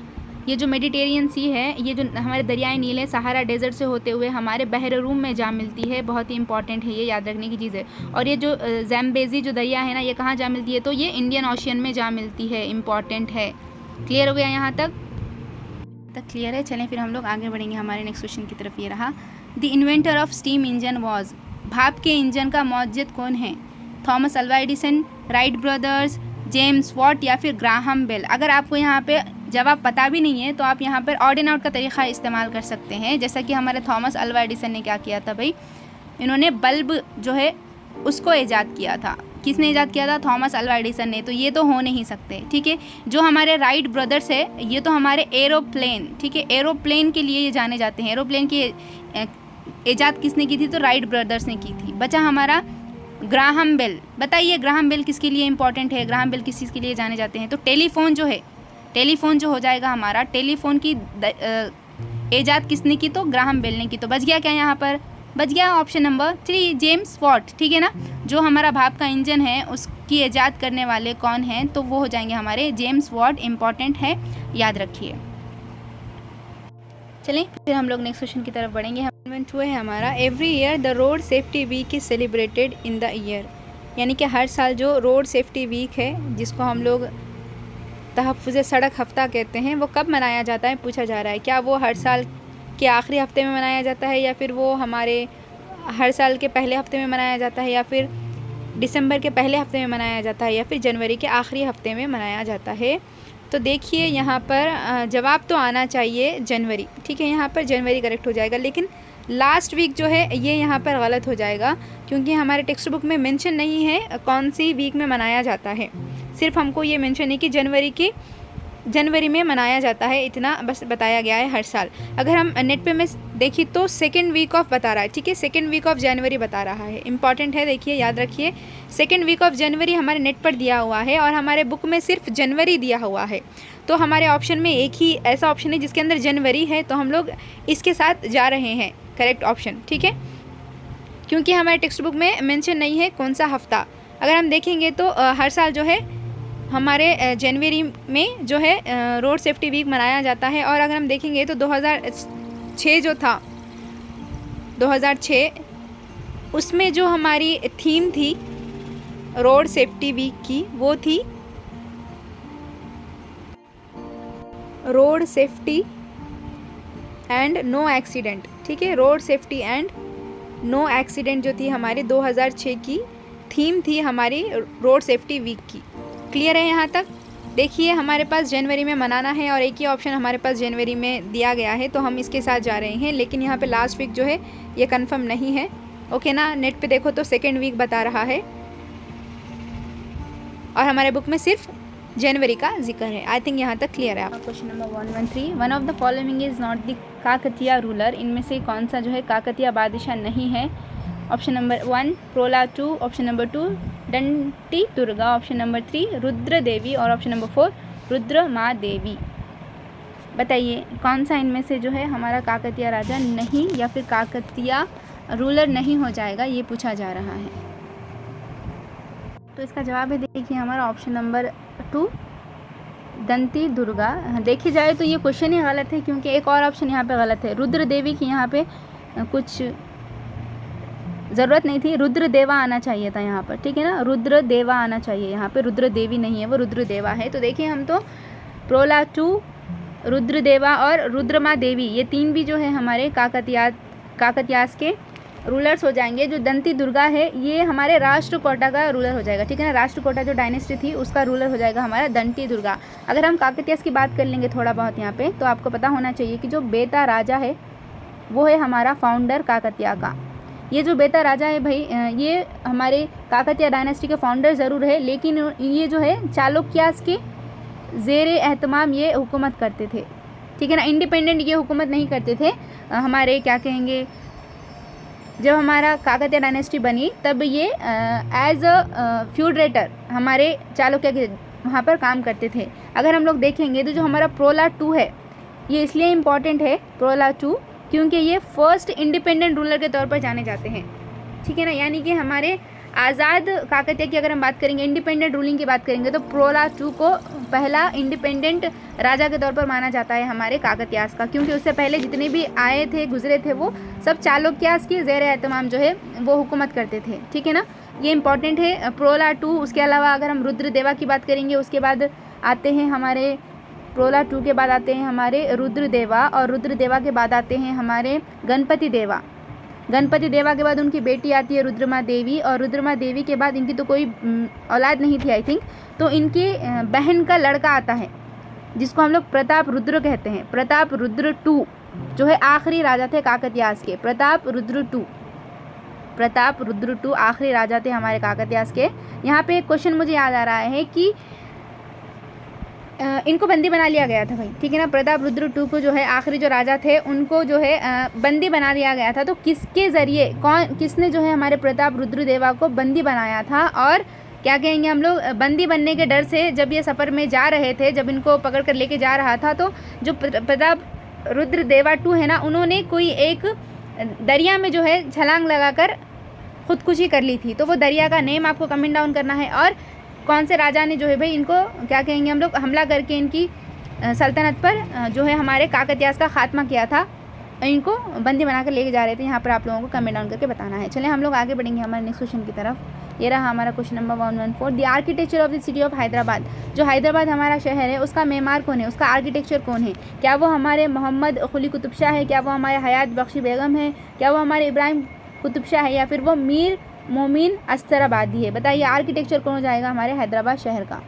तो इसका जवाब हो जाएगा हमारा ऑप्शन नंबर 4 मीन मोमिन अस्तराबादी। अगर हम लोग देखेंगे तो ये जो मीन मोमिन अस्तराबादी है ना, वो हैदराबाद सिटी के हमारे आर्किटेक्चर माने जाते हैं या फिर मेमार माने जाते हैं। तो ये जो हमारे मीर मोमिन हैदराबादी है ये कहाँ पर मौजूद थे? तो ये हमारे मोहम्मद कुली कुतुब शाह की जब हुकूमत चल रही थी, जब इनका दौर था मोहम्मद कुली कुतुब शाह, तो उनके पास ये एज अ PM वर्क करते थे, एज अ प्राइम मिनिस्टर के तौर पर जो है हमारे मीन मोमिन अस्तराबादी जो है हमारे मोहम्मद कुली कुतुब शाह के पास वर्क करते थे। इन्होंने ही क्या किया था, लेआउट बनाया था हमारे चार मीनार का, इम्पॉर्टेंट है। और हैदराबाद शहर का जो आर्किटेक्चर है आर्किटेक्ट है, इनको माना जाता है। किनको? मीर मोमिन अस्तराबादी। किसके दौरे हुकूमत में? तो मोहम्मद कुली कुतुब शाह के दौरे हुकूमत में। बहुत ही इंपॉर्टेंट है।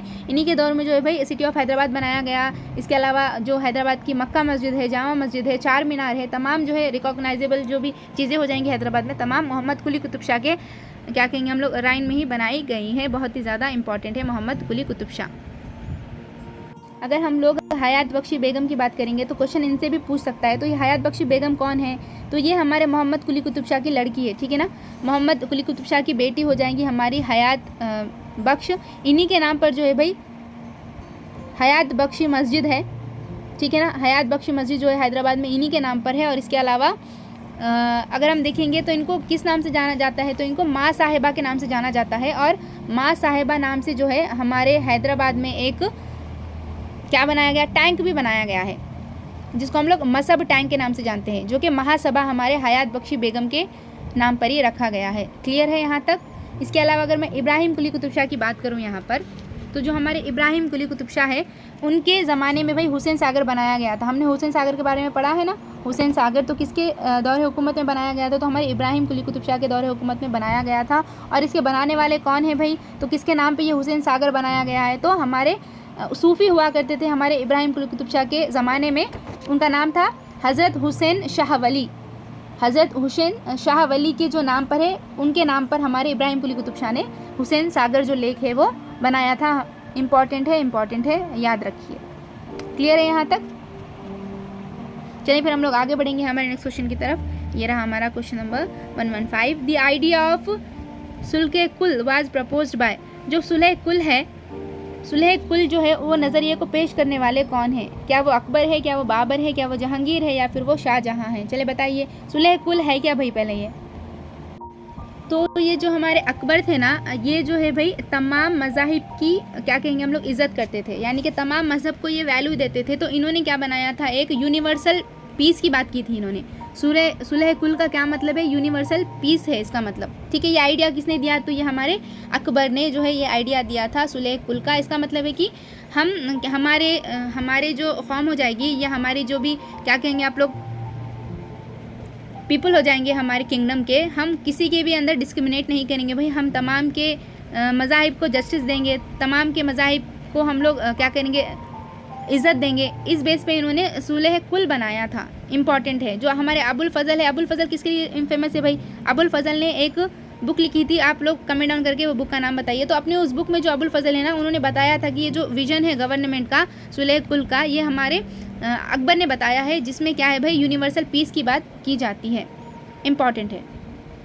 और ये जो गवर्नेंस है, इसी को फिर बाद में हमारे अकबर के बेटे जहांगीर ने और जहांगीर के बेटे शाहजहां ने फॉलो अप किया है ये पॉलिसी को। लेकिन आगे जाने के बाद जो हमारे औरंगज़ेब रहमतुल्लाह अलैह हो जाएंगे ना, उन्होंने जो है भाई ये पॉलिसी को क्या कहेंगे रद्द कर दिया था, अपनाया नहीं था। ये जो है भाई हम कहेंगे तो ये सिर्फ सुन्नी जो हमारा मज़हब हो जाएगा, सुन्नी जो फ़िरका हो जाएगा, सुन्नी मुस्लिम, उसके फेवर में थे हमारे औरंगज़ेब। यही वजह है कि आगे जाकर जो हमारा क्या कहेंगे मुग़ल डायनेस्टी है, वो क्या कहेंगे उसका ज़वाल आया।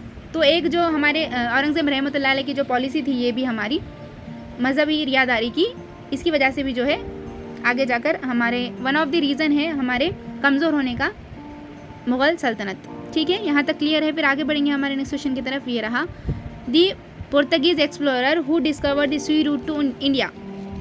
एक पुर्तगाली मुल्लाह जिसने हिंदुस्तान का बहरी रास्ता दरियाफ्त किया है। कौन है वो? Thomas cook, Columbus, Vasco D gamma या फिर टॉलेमी। चले बताइए कौन हो जाएगा वो? किसने हमारे हिंदुस्तान का बहरी रास्ता जो है तलाश किया था? पढ़ते आ रहे हैं हम लोग। तो इसका जवाब है हमारा option number 3, Vasco D gamma. Vasco D gamma जो है उन्होंने हिंदुस्तान का पहला बहरी रास्ता जो है ईजाद किया था। तो इसका जवाब हो जाएगा हमारा option number 3, Vasco D gamma. याद रखिए जो वास्को डी गामा है, उन्होंने हमारे हिंदुस्तान का बहरी रास्ता जो है भाई वो ईजाद किया था। कब आए थे ये? 1498 में आए थे। कैसे आए थे? तो जो अफ्रीका का ये जो यहाँ पे केप ऑफ गुड होप है, केप ऑफ गुड होप, उसको पार करते हुए हमारे यहाँ पर कहाँ पे? कैलीकट के मुकाम पर। याद रखिए कैलीकट के मुकाम पर जो है इन्होंने अपना पहला कदम रखा था। उस वक्त यहाँ पर जमूरीन बादशाह की, एक हिंदू राजा की हुकूमत थी।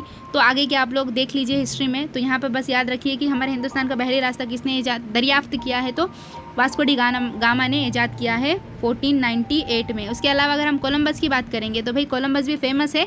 इनका इरादा तो था हमारे इंडिया को पहुंचने का, तो कोलंबस क्या किए भाई, मगरिब की तरफ, ठीक है, मगरिब की तरफ ये सफ़र करे इस उम्मीद से कि वो इंडिया को पहुंचेंगे। लेकिन वो कहाँ पर पहुंच गए भाई, तो उन्होंने अमेरिका को ईजाद किया। इंपॉर्टेंट है, अमेरिका के डिस्कवर किसको माने जाते हैं, तो अमेरिका के दरियाफ्त करने वाले हमारे कोलंबस है।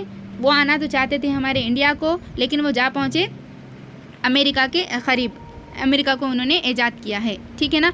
अगर हम लोग देखेंगे तो इन्होंने मगरिब की तरफ सफ़र करके कहाँ पर जा पहुँचे, तो ये कैरिबियन आइलैंड, याद रखिए कैरिबियन आइलैंड पर ये जहाँ पहुँचे थे। ओके, इंपॉर्टेंट है, कैरिबियन आइलैंड पे ये जा पहुँचे थे हमारे कोलंबस। और किसके लिए जाने जाते हैं, तो अफ्रीका की दरियाफ्त के लिए ये जाने जाते हैं। इम्पॉर्टेंट है, क्लियर है। चलिए फिर हम लोग आगे बढ़ेंगे हमारे नेक्स्ट क्वेश्चन की तरफ। ये रहा ईवीएम स्टैंड फॉर। ईवीएम का मतलब क्या है भाई, election vote machine, electronic voting machine, election voter machine या फिर electronic valuation machine. EVM machine जो होते हैं ऑब्वियसली बात है हम जिससे वोट देते हैं, तो इसका क्या जवाब हो जाएगा, इलेक्ट्रॉनिक वोटिंग मशीन। ईवीएम का फुल फॉर्म क्या है, इलेक्ट्रॉनिक वोटिंग मशीन है। आजकल जो हम लोग वोट्स देते हैं इसी मशीन के जरिए देते हैं, तो यहाँ पे समझाने की कुछ बात है नहीं। चलिए आगे बढ़ेंगे नेक्स्ट क्वेश्चन की तरफ। One of the following department is not involve in Volta act. Volta act के अंदर या फिर वॉल्टा महकमे के अंदर जो है कौन सा जो कानून के अंदर ये कौन सा महकमा नहीं आता। जो वॉल्टा है एक तरह का कानून है, एक्ट है, ये एक्ट के अंदर कौन सा डिपार्टमेंट शामिल नहीं है, हमको ये पूछा जा रहा है। क्या वो ग्राउंड वाटर डिपार्टमेंट है, क्या वो एजुकेशन डिपार्टमेंट है, क्या वो म्यूनसिपल एडमिनिस्ट्रेशन डिपार्टमेंट है, या फिर वो फॉरेस्ट्री डिपार्टमेंट है। कौन सा डिपार्टमेंट नहीं आएगा ये हमको पूछा जा रहा है। तो इसका जवाब हो जाएगा हमारा ऑप्शन नंबर 3 एजुकेशन डिपार्टमेंट, ठीक है। एजुकेशन डिपार्टमेंट है, उसका कोई लेना देना नहीं है वॉल्टा एक्ट। तो वॉल्टा एक्ट है क्या भाई अब ये हमारा, तो ये जो वॉल्टा एक्ट है ये है हमारा तेलंगाना का water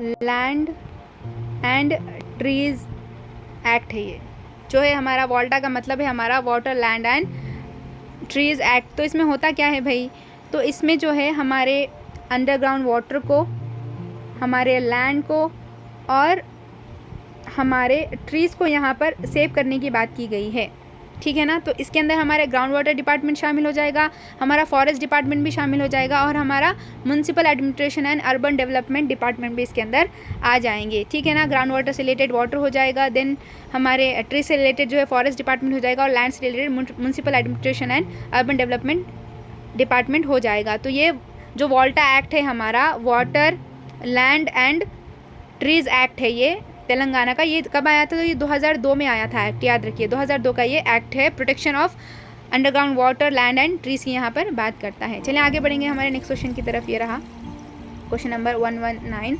the first state to implement the mid day meal MDM scheme is. पहली रियासत है जिसने दोपहर के खाने का जो MDM स्कीम है वो नाफिज किया था। A Telangana, B Tripura, third one है आंध्र प्रदेश और फोर्थ वन है हमारा तमिलनाडु। तो हमको पता ही है जो फर्स्ट स्टेट हो जाएगा जो कि MDM स्कीम को इम्प्लीमेंट करने वाला वो है हमारा तमिलनाडु। इम्पॉर्टेंट है। अगर हम लोग देखेंगे तो ये जो हमारा तमिलनाडु का जो इलाका है मदुराई, ये संगम हमारी जो लिटरेचर है उसके लिए इम्पॉर्टेंट है। देखिए अभी मुझे याद आ गया तो बता दिया मैंने। जो मदुराई का इलाका है वहाँ पे एक स्कूल था, Saurashtra boys higher secondary school.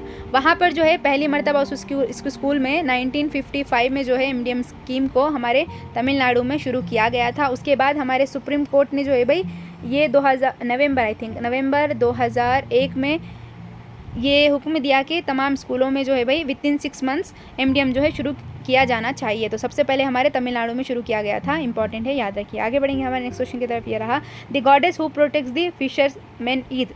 वो देवी जिसको मच्छियों की मुहाफिज माना जाता है। अब जो मच्छीरे जो है, मच्छीरे की जो क्या कहेंगे हम लोग, कैस्ट हो जाएगी, जो लोग हो जाएंगे वो मुख्तलिफ अक़साम के देवी देवताओं की पूजा करते हैं। तो इनमें से एक ऐसी देवी मानी जाती है जो वो मच्छीरों की मुहाफिज है, यानी कि उनको प्रोटेक्ट करती है, ये कहा जाता है। तो वो कौन सी देवी हो जाएगी? क्या वो गंगम्मा है, क्या वो यल्लम्मा है, क्या वो मसम्मा है, या फिर वो पोचम्मा है? बताइए कौन सी देवी हो जाएगी? तो याद रखिए इसका जवाब माना जाता है गंगम्मा। इनके अकॉर्डिंग जो गंगम्मा है ना वो प्रोटेक्शन ऑफ फिशरमैन है, यानी कि ये जो देवी है ये मच्छरों की मुहाफिज होती है। कौन? हमारी गंगम्मा, ठीक है ना। इसके अलावा ये जो पुअर होते हैं, जो गरीब होते हैं, और जो ऑर्फन्स होते हैं ना, जो यतीम होते हैं ना, उनकी जो प्रोटेक्शन है वो भी हमारी गंगा माँ करती है, ये माना जाता है। एक तो मच्छरों की और दूसरे गरीब और यतीम लोगों की जो प्रोटेक्शन है वो भी हमारी गंगा माँ करती है, यह माना जाता है। ये एक क्या कहेंगे, पानी की देवी है, ठीक है ना। She is a water goddess, एक पानी की देवी है, ये इम्पॉर्टेंट है। अगर हम लोग यल्लम्मा की बात करेंगे तो यल्लम्मा जो है किस चीज़ के लिए फेमस है भाई? तो यल्लम्मा के बहुत सारे नेम्स है, स्पेशली मैं इसका पहले आपको वर्क बता दूंगी। तो इनका ये मानना है कि जो इनकी यल्लम्मा देवी है ना, वो जो सरहदें हो जाएंगी, जो हुदूद हो जाएंगी हमारे गांव की, यानी कि वो गांव की जो लोग मानते हैं उनके बाउंड्रीज़ की जो हिफाजत करती है वो यल्लम्मा करती है, ऐसा इनका मानना है, ठीक है ना। जो विलेज की बाउंड्रीज़ हो जाएंगी, वो बाउंड्रीज़ की प्रोटेक्शन करने वाली देवी कौन सी हो जाएंगी? तो वो हो जाएंगी हमारी यल्लम्मा। ये क्या करेगी, जितने भी पेंडेमिक है, लाइक डिसीज़ेज़ है, कोई बुराई है, कोई एविल है, उसको ये गाँव में दाखिल होने नहीं देगी। कौन? यल्लम्मा। क्लियर है यहाँ तक? या कोई इंडेमिक आ गया, कोई गांव में एक बड़ी बीमारी आ गई, तो तब भी वो लोग क्या करते हैं, यल्लम्मा की पूजा करते हैं। ओके, नेक्स्ट है हमारी मैसम्मा। मैसम्मा, मैसम्मा किसके लिए फेमस है भाई? तो ये भेड़ और जानवरों के लिए फेमस है, इंपॉर्टेंट है। जो प्रोटेक्शन ऑफ कैटल्स है, वो जो मवेशियों को पालते हैं, वो मवेशियों से मैसम्मा याद रख लीजिए। मवेशियों की जो हिफाजत करती है वो कौन सी गॉड करती है? तो मैसम्मा जो है वो मवेशियों की इनकी हिफाजत करती है, इंपॉर्टेंट है, याद रखिए, ठीक है। एक और है हमारी पोचम्मा, इनका नाम तो सुन के ही होंगे आप। पोचम्मा जो देवी है ये किसके लिए फेमस है भाई? तो इनका ये मानना है कि ये जो पोचम्मा है मोस्ट पॉपुलर है हमारे तेलंगाना में। हमारे तेलंगाना में सबसे ज़्यादा कौन सी देवी जो है वो मशहूर है? तो पोचम्मा देवी बहुत ही ज़्यादा यहाँ पे मशहूर है। जो पोचम्मा है ना, वो जो है एक क्या कहेंगे हम लोग, छोटा सा मंदिर जो है, स्मॉल मंदिर जो है गांव में बनाया जाता है हमारे पोचम्मा के लिए। स्पेशली जो हमारे नीम का ट्री होगा, जो हमारे नीम का दरख्त है ना, उसके अंडर जो है हमारी पोचम्मा देवी की पूजा की जाती है, बहुत इंपॉर्टेंट है। इसके अलावा जो बोनालू फेस्टिवल है, देखिए बोनालू फेस्टिवल जो मनाया जाता है, वो बोनालू फेस्टिवल के टाइम पर भी क्या करते हैं, स्पेशल जो है ये लोग पोचम्मा देवी की पूजा करते हैं, ठीक है। क्लियर है यहाँ तक? चलिए, इंपॉर्टेंट है ये। आगे बढ़ेंगे हमारे नेक्स्ट क्वेश्चन की तरफ। ये रहा हमारा 121, the initiator of Veerashaivam movement was. जो वीराशैवम है, या फिर इसको हम लोग वीराशैविज़म भी कहते हैं, वीराशैविज़म आना चाहिए वहाँ पर एक्चुअली। तो उसका इनिशिएटर कौन है? क्या वो है बासवन्ना, क्या वो है तुकाराम, या फिर वो एकनाथ है, या फिर वो सक्कूबाई है? बताइए। वीराशैविज़म यानी कि शिव की पूजा करने वाले, शिव की भक्ति करने वाले, जो वीराशैविज़म है उसको शुरू करने वाले कौन है? ऑप्शन नंबर ए करेक्ट हो जाएगा, बसवन्ना। बसवन्ना जो है ये वीरशैविज़म, ठीक है, शिव की पूजा करने के लिए जो है इन्होंने ये मूवमेंट शुरू किया था वीरशैविज़म के नाम पर। और इनके दो साथी थे, इनके साथ बासवन्ना के साथ दो और इनके जो है कंपेनियंस थे। एक था अल्लमा प्रभु और एक थे हमारे अक्कम महादेव।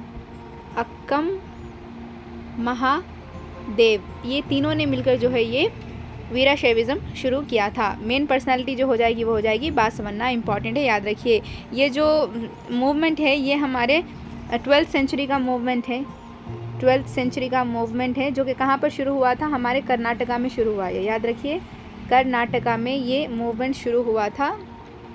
क्लियर है? और ये जो मूवमेंट है स्पेशली इसमें औरतों की इक्वालिटी की बात की गई है, ठीक है ना, यानी कि ऑल ह्यूमन बींग्स जो है इक्वल हो जाएंगे, तो हमको औरतों को भी इक्वल राइट्स देने की बात ये वीराशैविज़म मूवमेंट में की गई है, इंपॉर्टेंट है। अगर हम लोग दूसरे ऑप्शन देख लेंगे, तुकाराम, एकनाथ, सक्कूबाई, तो ये तीनों हो जाएंगे, ये हमारे महाराष्ट्र के संत हो जाएंगे, ठीक है ना। ये तीनों किससे रिलेटेड है? तो ये तीनों की तीनों हमारे महाराष्ट्र के क्या कहेंगे हम लोग, मोस्ट इम्पॉर्टेंट सेंट या फिर संत जिसको हम लोग कहते हैं, वो हो जाएंगे तुकाराम, एकनाथ और सक्कूबाई। क्लियर है? इसके अलावा नामदेव का भी नाम आता है महाराष्ट्र में, ओके। इसके अलावा जनेश्वर का भी नाम आता है। ये तमाम जो हो जाएंगे महाराष्ट्र के संत हो जाएंगे। चलें फिर नेक्स्ट क्वेश्चन की तरफ बढ़ेंगे। टाइम बहुत ज़्यादा ले रही हूँ मैं, बड़ा वीडियो बन जाएगा, बहुत ज़्यादा डिटेल में चले जा रहे हैं हम लोग। क्वेश्चन नंबर 122 है हमारा, Charbagh is Mughal architecture means. Charbagh जो है हमारे मुगलिया फ़न में, उससे क्या मुराद है? क्या वो 4 वॉल है, क्या वो 4 फोर्ट्स है, क्या वो 4 गार्डन है, या फिर वो 4 टॉम्ब है? तो देखिए जो चहर बाग हो जाएगा ये 4 गार्डन्स हैं, ठीक है ना। ये जो मुगल्स हैं ना, उन्होंने इंट्रोड्यूस कराया है चहरबाग का कॉन्सेप्ट। जो हमारा ताजमहल है और जो हमारा हुमायूं टॉम्ब है, देखिए वो दोनों में भी हमको 4 बाग या फिर चहरबाग देखने को मिलते हैं, विच मीन्स कि जो मेन बिल्डिंग रहेगी वो सेंटर में रहेगी और उसके सामने जो है ना ऐसे 4 बाग जो है होंगे, जिस 4 बाग जो है डिवाइडेड होंगे, ठीक है। 4 बाग ऐसे होंगे और उनके दरमियान में जो है वाटर फ्लो होगा। इस तरह के जो बाग बनाए हैं वो हमारे मुगल्स ने बनाए हैं, इंपॉर्टेंट है। वो इंट्रोड्यूस करने वाले हमारे इंडिया में मुगल ही थे। लाइक हमारा ताजमहल के सामने भी आप लोग देखेंगे, अगर गए हों आप लोग ताजमहल, में बहुत छोटी थी तब गई थी, तो वहाँ पर भी जो है 4 बाग हैं, यानी कि जो बाग हो जाएंगे हमारे, वो डिवाइडेड हो जाएंगे जिसमें से वाटर फ्लो होगा, ठीक है। क्लियर है यहाँ तक? चले आगे बढ़ेंगे हमारे नेक्स्ट क्वेश्चन की तरफ। ये रहा, this title was given to Jadav Molai Payeng for planting trees. अब हमारे जादुई मोलाई जो है, हम लोग 6th क्लास की जो मैराथन सीरीज़ है उसमें पढ़ चुके हैं कि जो जादुई मोलाई है पायांग, जो कि हमारे असम के रहने वाले हैं, उनको जो है क्या कहा जाता है, तो उनको कहा जाता है हमारा forest man of India. Important है, याद रखिए क्यों कहा जाता है इनको। इन्होंने क्या किया, जो हमारी तुंगभद्री नदी है ना हमारी, उसके पुश्ते में जो है भाई इन्होंने कई सालों तक जो है वहाँ पर प्लांट्स लगाए, जिसकी वजह से जो है वो जो इलाका हो जाएगा वो पूरी तरह से जंगल में तब्दील हो गया। इसी वजह से इनको फॉरेस्ट मैन ऑफ इंडिया के नाम से जाना जाता है, हमारे जादुई मोलाई को, जो हमारे असम से ताल्लुक़ रखते हैं। इम्पॉर्टेंट है।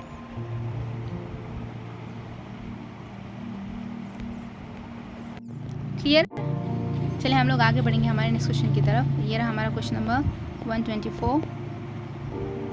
Sushruta Samhita is the book of. ये जो सुश्रुता समीथा एक बुक है, ये किसके मुताल्लिक़ किताब है? क्या ये मेडिसिन के ताल्लुक़ रखती है, क्या ये पैथोलॉजी से ताल्लुक़ रखती है, या फिर ये सर्जरी से ताल्लुक़ रखती है, या फिर इंडोक्राइनोलॉजी से ताल्लुक़ रखती है? इल्म तिब की किताब है, इल्म अमराज की किताब है, इल्म जराहत की किताब है, या फिर इल्म दौरे अफराजियात की किताब है? ये हमारी किसकी बात की जा रही है? सुश्रुता समीता की बात यहाँ पर की जा रही है। तो देखिए जो हमारी ये जो सुश्रुता समीता हो जाएगी, स्पेशली ये सर्जरी से रिलेटेड बुक हो जाएगी, ठीक है ना। अगर हम लोग देखेंगे तो सुश्रुता समीता में ख़ास तौर पर सर्जरी पर फोकस किया गया है, और यही किताब जो है हमारे पास आयुर्वेदा, जो हमारा आज मेडिकल सिस्टम है ना, एक आयुर्वेदा जो हमारे पास यहाँ पर मेडिसिन सिस्टम बहुत इंडिया में ट्रेडिशनल है, चलता है, तो ये किस बेस पे है? तो ये हमारे सुश्रुता समीता किताब की बेस पर ही हमारे पास आयुर्वेदा सिस्टम आया है, बहुत ही ज़्यादा इम्पॉर्टेंट है, ठीक है।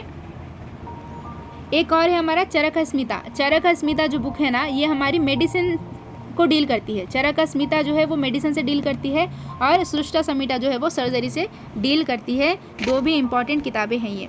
क्लियर है? चलें हम लोग आगे बढ़ेंगे हमारे नेक्स्ट क्वेश्चन की तरफ। ये रहा, the founder of Jainism was.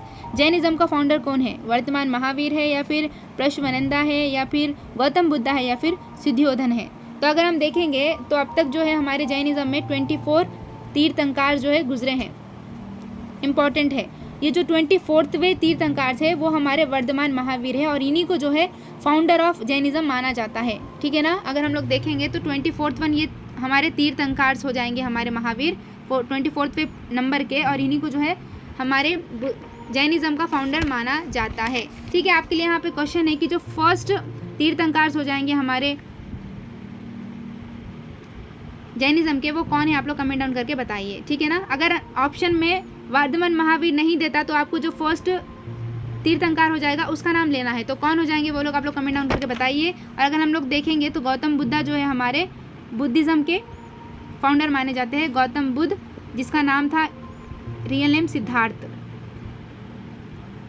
मैं बुद्धिज़्म की बात कर रही थी, तो देखिए गौतम बुद्धा से रिलेटेड अगर हम कुछ चीज़ें जाननी होगी तो इम्पॉर्टेंट ये है कि जो गौतम बुद्ध है उनके जो पैदाइशी बुक है, यानी कि ऐसी बुक जिसमें उनके जो उन्होंने पहले पैदा हुए थे अब तक की जो उनके रूप है उसको बताया जाता है, तो जातकास जो हो जाएंगे हमारे गौतम बुद्ध के जितने भी उनकी पैदाइशी हैं या जिनके रूप माने जाते हैं, उनके अवतार हैं, उनके बारे में जातकास में बताया जाता है। इसके अलावा हमारे 3 जो हो जाएंगे त्रिपिताकास इम्पॉर्टेंट है हमारे बुद्धिज़्म से रिलेटेड। कौन कौन से है वो? विनायका पिताका, अभिधम्मा पिताका और सुत्त पिताका। व्यास जो है बहुत इंपॉर्टेंट है हमारे बुद्धिस्ट का, ये लिटरेचर हो जाएगा, इंपॉर्टेंट है, ठीक है ना। अगर मैं वर्धमान महावीर की बात करूँगी तो इसमें हमको क्या पढ़ना है? इंपॉर्टेंट अंगाज यहाँ पर इंपॉर्टेंट हो जाएंगे, याद रखिए। इसके अलावा इन्होंने त्रिरत्नास की बात की है, ओके, और कर्मा थ्योरी के पेश करने वाले हैं। अगर मैं गौतम बुद्ध के ऊपर आऊँगी तो गौतम बुद्ध ने हमारे क्या कहेंगे हम लोग, अष्टमार्ग की बात की है, यानी कि 8 फोल्ड पाथ की इन्होंने बात की है।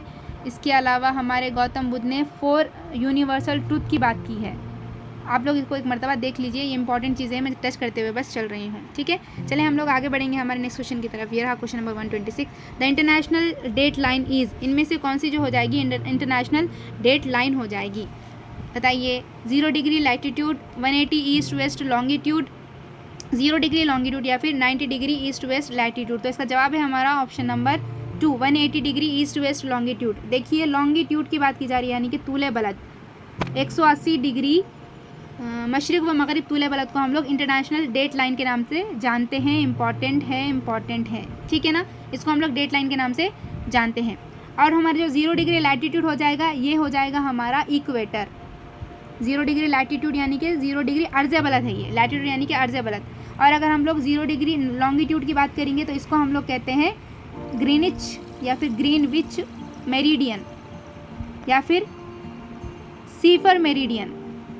याद रखिए, ग्रीनविच मेरिडियन या फिर सीफर मेरिडियन के नाम से हम लोग जानते हैं हमारे 0 लॉन्गिट्यूड को। चलें यहाँ तक क्लियर है। चलें आगे बढ़ेंगे हमारे नेक्स्ट क्वेश्चन की तरफ। ये रहा question number 127। The community that lives in the Penugulu is Koyas. Koyas means, अब जो पेनुगुलू डिस्ट्रिक्ट है हमारा, वहाँ पर जो है भाई हमको पहाड़ी इलाकों में रहे जो किस तरह ज़िंदगी गुजारते हैं उसके बारे में एक लेसन दिया गया था। तो वहाँ पर जो है पेनुगुलू गाँव में कोयाज रहते थे। तो कोयाज की मीनिंग क्या है, तो इसकी मीनिंग है पहाड़ों में बसने वाले अच्छे लोग। A good persons living on the plateau. Plato की बात नहीं, यहाँ पे पहाड़ों की बात की गई है। तो देखिए a good person living on the hills, ठीक है। तो 4th वन यहाँ पे करेक्ट हो जाएगा। देखिए आपको घुमाने के लिए उन्हें गुड पर्सन दे दिया, लेकिन प्लेटो उसके साथ जोड़ दिया। तो प्लेटो नहीं, सतह मुर्तफा नहीं, बल्कि पहाड़ों में रहने वाले अच्छे लोगों को हम लोग कोयास कहते हैं। चलें आगे बढ़ेंगे हमारे नेक्स्ट क्वेश्चन की तरफ। ये रहा question number 128। Among the following the frozen ocean is, इनमें से कौन सा जो है भाई फ्रोजन ओशियन है, यानी कि पूरी तरह से वो बर्फ़ बना हुआ है। The Arctic ocean, the Atlantic ocean, the Pacific ocean या फिर जो इंडियन ओशियन। तो इसके जवाब देखिए आप लोग, आर्कटिक ओशियन। आर्कटिक ओशियन जो है हमारे साउथ मोस्ट में पाया जाता है, साउथ पोल, ठीक है। साउथ पोल जो हो जाएगा, नहीं भाई साउथ नहीं, नॉर्थ, ठीक है। नॉर्थ पोल हमारा जो नॉर्थ पोल है हमारा, शुमाली कुतुब जो है हमारा, वहाँ पर पूरी तरह से मुंजमद जो है एक बहर आज़म पाया जाता है, जिसको हम लोग आर्कटिक ओशियन के नाम से जानते हैं। इंपॉर्टेंट है, याद रखिए। तो पूरी तरह से फ्रोज़न फॉर्म में कौन सा ओशियन पाया जाता है, तो आर्कटिक ओशियन पाया जाता है। अगर हम लोग बात करेंगे हमारी पैसिफिक ओशियन की, तो ये सबसे बड़ा बहर आज़म है। सबसे बड़ा बहर आज़म कौन सा है, तो पैसिफिक ओशियन सबसे बड़ा बहर आज़म है। इंडियन ओशियन तो पता ही है, हमारे इंडिया में जुनूब की जानिब हमारे जुर्म में पाया जाता है। ओके, और बस इतना काफ़ी है आप लोगों को। चलें फिर हम लोग आगे बढ़ेंगे नेक्स्ट क्वेश्चन की तरफ। ये हमारा क्वेश्चन नंबर 129 है। द अर्थ रोटेट फ्रॉम, जो अर्थ है हमारा वो उसकी रोटेशन की सिमत क्या होती है, अपने महवर पर जब वो घूमता है। एक होता है रोटेशन, एक होता है रेवोल्यूशन। तो जो रोटेशन है यानी कि ख़ुद के जो महवर पर जो गर्दिश होती है हमारे ज़मीन की, वो किस तरह से होती है, क्या वो वेस्ट टू ईस्ट है, क्या वो नॉर्थ टू साउथ है, क्या वो ईस्ट टू वेस्ट है, या फिर वो साउथ टू नॉर्थ है। देखिए तो ये हो जाएगी मगरिब से मशरिक़ की जानिब। ऑप्शन 1 करेक्ट हो जाएगा। जितने भी हमारे सोलर सिस्टम में सैयारे हो जाएंगे, ज़्यादातर सैयारे मगरिब से मशरिक़ की जानिब जो है रोटेट होते हैं। इम्पॉर्टेंट है, लेकिन 2 सैयारों को छोड़कर, एक है विनस और दूसरा है यूरानस, ये 2 ऐसे हमारे सैयारे हो जाएंगे जो अपोजिट डायरेक्शन में घूमते हैं। यानी कि ये कहाँ से कहाँ तक, ईस्ट टू वेस्ट ये घूमेंगे, यानी कि मशरिक़ से मगरिब की जानिब जो है हमारी यूरानस और विनस घूमेंगे। बकिया जितने भी हमारे सैयारे हो जाएंगे, इंक्लूडिंग हमारी ज़मीन, मगरिब से मशरिक़ की जानिब जो है वो रोटेट करती है। क्लियर है यहाँ तक? चलिए फिर हम लोग आगे बढ़ेंगे हमारे नेक्स्ट क्वेश्चन की तरफ। ये रहा, among the following is the mountain peak in Sikkim, इनमें से कौन सी जो है सिक्किम में पाए जाने वाली माउंटेन पीक है। क्या वो नंदी देवी है, क्या वो माउंट एवरेस्ट है, क्या वो K2 है, या फिर वो कंचनजंगा है। बताइए कौन सी जो एक पीक हो जाएगी वो हमारे सिक्किम में पाई जाती है। देखिए इसका जवाब हो जाएगा हमारा ऑप्शन नंबर 4 कंचनजंगा। याद रखिए ये जो कंचनजंगा है ना हमारी, ये हमारे सिक्किम में पाई जाती है। इंपॉर्टेंट है कंचनजंगा। अगर मैं यहाँ पे ऑप्शंस की बात कर लूँ तो देखिए हमको पता ही है जो माउंट एवरेस्ट है हमारा जो माउंट एवरेस्ट है वो है हमारी दुनिया की सबसे बड़ी चोटी, ठीक है ना। माउंट एवरेस्ट जो है सबसे बड़ा माउंटेन रेंज माना जाता है, हमारे वर्ल्ड की बात कर रही हूँ मैं, ओके ना। जो कि नेपाल में पाया जाता है, जो कि नेपाल में मौजूद है। ओके, अगर मैं बात करूँ यहाँ पर इंडिया की, तो इंडिया का जो हाईएस्ट माउंटेन रेंज है कौन सा माना जाता है, तो माना जाता है K2। K2 मतलब गॉडविन ऑस्टिन, ठीक है। गॉडविन ऑस्टिन जो है हमारे इंडिया का हाईएस्ट माउंटेन रेंज माना जाता है। लेकिन यहाँ पे कन्फ्यूजन है, ठीक है। क्या कन्फ्यूजन है, ये जो K2 है ना, ये कहाँ पर पाया जाता है, तो ये पाकिस्तान बॉर्डर पर पाया जाता है, पाकिस्तान ऑक्युपाई बॉर्डर, ठीक है ना, ये पाकिस्तान ऑक्युपाई बॉर्डर पे पाया जाता है। इसी वजह से जो है कभी कभार जो है इसको हमारा इंडिया के अंदर, यानी कि इंडिया के ज़मीन पर मौजूद क्या कहेंगे हम लोग, माउंटेन माना नहीं जाता है K2 को। अगर हम लोगों को ऐसा पूछ लिया कि इंडिया के अंदर मौजूद जो हाईएस्ट माउंटेन है इंडिया का, तो कौन सा हो जाएगा, तो हो जाएगा हमारा कंचनजंगा, इंपॉर्टेंट है। अगर हमको इंडिया के अंदर का पूछा तो कंचनजंगा फर्स्ट हो जाएगा और सेकेंड हो जाएगा नंदा देवी। ओके, अगर वर्ल्ड का फर्स्ट की बात करूँगी मैं तो हो जाएगा हमारा माउंट एवरेस्ट। ओके, अगर मैं वर्ल्ड के सेकेंड की बात करूँगी तो वर्ल्ड सेकेंड हो जाएगा हमारा K2 और वर्ल्ड का थर्ड हो जाएगा हमारा कंचनजंगा, ठीक है। वर्ल्ड में फर्स्ट है हमारा माउंट एवरेस्ट, सेकेंड है K2, थर्ड है हमारा कंचनजंगा। अगर मैं इंडिया की बात करूँगी तो इंडिया में अगर K2 ऑप्शन में दे दिया तो K2 आना चाहिए, ठीक है। अगर डायरेक्ट क्वेश्चन ऐसा पूछा कि हिंदुस्तान में मौजूद, हिंदुस्तान के लैंड पर मौजूद कौन सा है, तो कंचनजंगा फर्स्ट हो जाएगा, नंदा देवी यहाँ पर सेकंड हो जाएगा, ठीक है। यहाँ तक क्लियर है। चलें आगे बढ़ेंगे हमारे नेक्स्ट क्वेश्चन की तरफ। ये रहा हमारा question number 131। An anthropologist who studies the tribes of Telangana state. Telangana state में भाई किसने जो है ट्राइब्स के ऊपर स्टडी की थी, माहिर इमरान यार जिसको हम लोग कहते हैं, किसने की थी, तो पता ही है हमको, हमारे हेमनड्रॉफ ने की थी। इंपॉर्टेंट है, हेमनड्रॉफ ने भाई गोंड कबीले के ऊपर जो है इन्होंने गोंड, गोल्ड लिख रही हूँ यहाँ पर, गोंड जो हो जाएंगे हमारे जो आदिलाबाद का जो कबीला हो जाएगा गोंड, उन पर इन्होंने क्या कहेंगे हम लोग बुक लिखी है, जिसके अंदर इन्होंने गोंड कबीले की जो पंच होती है, जो पाटला होता है, उसके ऊपर अपनी बुक में इन्होंने लिखा है। तो स्टडी करने वाले कौन हो जाएंगे यहाँ पर, हमारे हेमनडॉर्फ हो जाएंगे। इंपॉर्टेंट है, याद रखिए। चलें आगे बढ़ेंगे नेक्स्ट क्वेश्चन की तरफ। तीर्थंकर्स आर, तीर्थंकर्स कौन है भाई, अभी हम लोग जो महावीर से रिलेटेड क्वेश्चन आया था जैनिज़्म से, तभी हम लोग तीर्थंकर्स के बारे में पढ़ चुके हैं। जो ये तीर्थंकर्स हो जाएंगे वो कौन है, तो ये हमारे जैन गुरुज हो जाएंगे, ठीक है। टाइम वेस्ट नहीं करेंगे हम लोग। तो यहाँ पर जैन गुरुज हो जाएंगे हमारे तीर्थंकर्स, पूरे 24 जो है तीर्थंकर्स हो जाएंगे। पहला जो है आप लोगों को कमेंट करके बताना है कौन सा हो जाएगा। 24 जो हो जाएगा वो महावीर है हमारे, ठीक है। वर्तमान महावीर जो है 24 हो जाएंगे। क्लियर है यहाँ तक। चलें आगे बढ़ेंगे हमारे नेक्स्ट क्वेश्चन की तरफ। ये रहा, the grammar of Sanskrit language was written by Panini. जो पाणिनि है उन्होंने संस्कृत लैंग्वेज की ग्रामर की एक बुक लिखी है, उसका नाम क्या है, क्या उसको हम अष्टाध्याय कहते हैं, क्या उसको हम लोग पतंजलि कहते हैं, या उसको हम लोग आर्यभट्टियम कहते हैं, या उसको हम लोग अमुक्तमाल्यदा कहते हैं। चले ऑड एंड आउट करिए यहाँ पर। एटलीस्ट ऑड एंड आउट का मेथड तो यहाँ पर हम लोग इस्तेमाल आसानी के साथ कर ही सकते हैं। कैसे कर सकते हैं भाई, तो देखिए हमको पता ही है जो अमुक्तमाल्यदा है ये तो हमारे कृष्णा देव राय ने लिखी है, ठीक है ना। कृष्णा देव राय के बारे में हम लोग पढ़ चुके हैं ना। आठ रत्न के अष्टदिग्गज जो हमारे कृष्ण देव राय के दरबार में पाए जाते थे, तो उन्होंने जो है ये अमुक्तमाल्या किताब लिखी है। अगर मैं बात करूँगी आर्यभट्टियम की, ये तो हमारे आर्यभट्टा ने लिखी है भाई, ठीक है ना। तो दो तो एलिमिनेट वैसे भी हो गए, बचे हमारे एक और दो, एक है पतंजलि और एक है हमारी अष्टाध्याय। तो पतंजलि जो है वो तो नहीं हो जाएगी हमारी संस्कृत लैंग्वेज की ग्रामर, हमको संस्कृत लैंग्वेज की ग्रामर की बात की जा रही है, तो ये अष्टाध्याय जो बुक हो जाएगी हमारी, वो हो जाएगी हमारी संस्कृत लैंग्वेज की ग्रामर बुक, जिसको पाणिनि ने लिखा है। इंपॉर्टेंट है ये। अगर हम देखेंगे तो ऑब्वियसली बात है संस्कृत की ग्रामर है तो ये संस्कृत लैंग्वेज में ही होगी। इम्पॉर्टेंट है। इसके बाद ये जो हमारे वर्क था हमारे पाणिनि का, इसी वर्क के ऊपर जो है भाई पतंजलि ने तबसरा किया, ठीक है ना। पतंजलि ये जो पाणिनि की हमारी बुक है अष्टाध्याय, ये बुक के ऊपर तबसरा करने वाले हमारे पतंजलि है, ठीक है। यही वर्क को इन्होंने आगे बढ़ाया है। ओके, आर्यभट्टम तो पता ही है, अमुक्तमाल्यदा तो हमने देख लिया। चलें फिर हम लोग आगे बढ़ेंगे नेक्स्ट क्वेश्चन की तरफ। ये रहा, the father of Telugu film industry was, Telugu film industry का फादर किसको माना जाता है, बाबाए तेलुगु फिल्म सनत। क्या इसको हम लोग रघुपति वेंकैया को मानते हैं, या इसको हम लोग नरसिंह राव को मानते हैं, या फिर अल्लानी श्रीधर को मानते हैं, या फिर रिचर्ड अटेनबर्ग को मानते हैं। चलिए बताइए कौन हो जाएंगे हमारे father of film industry of Telugu. यहाँ पर देखिए जवाब हो जाएगा हमारा option number A, Raghupati Venkaiah. जो हमारे रघुपति वेंकैया है इनको father of Telugu film industry माना जाता है। ये मद्रास में पैदा हुए और मद्रास में इन्होंने एक स्टिल फोटोग्राफर के तौर पर भाई काम किया था। स्टिल फोटोग्राफर थे ये एक, और इन्होंने अपना खुद का एक सिनेमा स्टूडियो बनाया था। किस नाम से बनाया था? तो गैती इन मद्रास, गैती इन मद्रास के नाम से इन्होंने एक अपना स्टूडियो बनाया था। Raghupati Venkaiah, father of our Telugu film industry, याद रखिए, इंपॉर्टेंट है। चलें फिर हम लोग आगे बढ़ेंगे। दूसरे ऑप्शन देखेंगे क्या? टाइम नहीं है, चलो ये वीडियो ऑलरेडी बहुत बड़ा हो चुका है।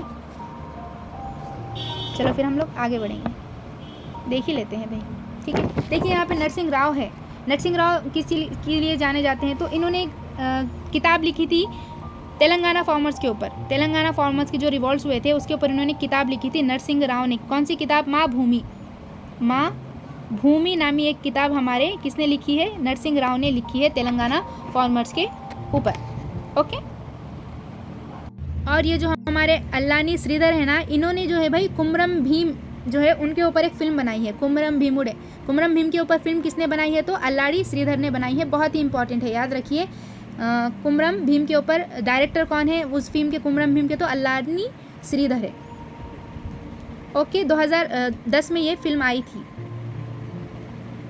इसके अलावा जो हमारे भोपाल रेड्डी है ना, उन्होंने एज अ कुमरम भीम जो है काम किया था इस फिल्म में। किसने? भोपाल रेड्डी ने काम किया था इस फिल्म में, इम्पॉर्टेंट है, याद रखिए। और हमारी इस फिल्म को जो है कुमरम भीम के बेस्ट फिल्म डायरेक्टर अवार्ड के अवार्ड से भी नवाजा गया है। ओके, क्लियर है? चलिए फिर हम लोग आगे बढ़ते हैं। हमारा question number 135, the buffaloes purchased at the cattle fair is. हम लोग मवेशी बाज़ार में जो भैंसें ख़रीद रहे हैं वो किस तरह के सरमाया में आएंगी, किस तरह कैपिटल्स में आ जाएंगी, हमको बताना है। क्या वो वर्किंग कैपिटल है, क्या वो फिजिकल कैपिटल है, क्या वो ह्यूमन कैपिटल है, या फिर वो कल्चरल कैपिटल है? तो ऑब्वियसली बात है, देखिए हम लोग जो मवेशी ख़रीद रहे हैं वो किस बेस पे ख़रीद रहे हैं? पैसा देकर ख़रीद रहे हैं, मनी। ये मनी जो हो गया ना, ये हमारे पास जो मनी लिक्विड फॉर्म में था ना, अब ये मनी जो हो गया एसेस्ट फॉर्म में बन गया हमको। यानी कि हमारे पास हमारा एक सरमाया है, हमारे पास हमारा भैंस है भाई। हम क्या कर सकते हैं? ये फिर भैंस को बेचकर फिर से हम मनी हासिल कर सकते हैं, फिर से हमको जो पैसों की ज़रूरत होगी उसको में कन्वर्ट कर सकते हैं।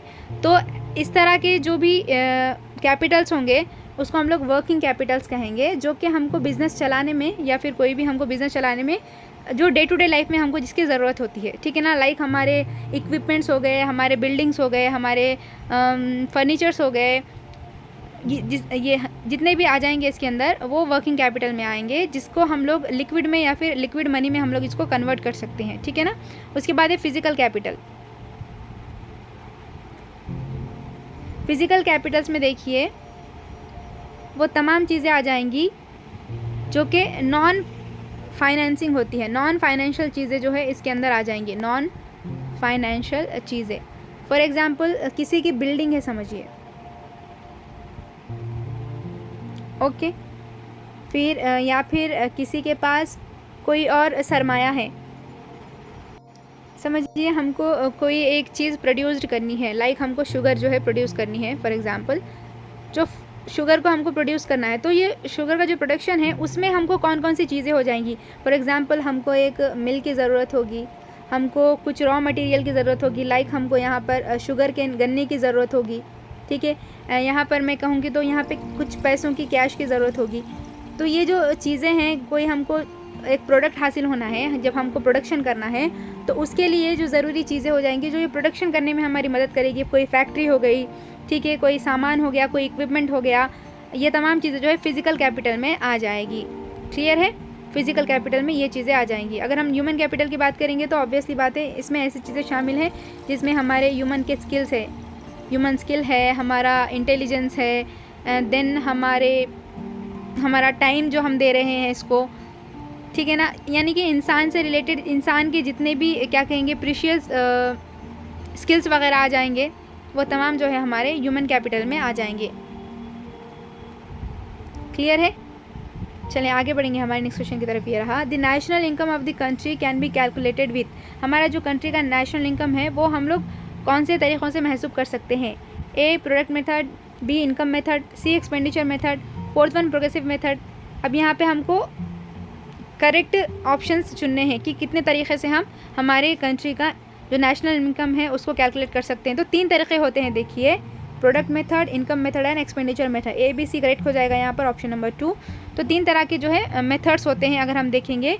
एक तो होता है हमारा आउटपुट मेथड, याद रखिए, एक होता है आउटपुट मेथड, दूसरा होता है इनकम मेथड और तीसरा होता है एक्सपेंडिचर मेथड, हमारे नेशनल इनकम को कैलकुलेट करने के।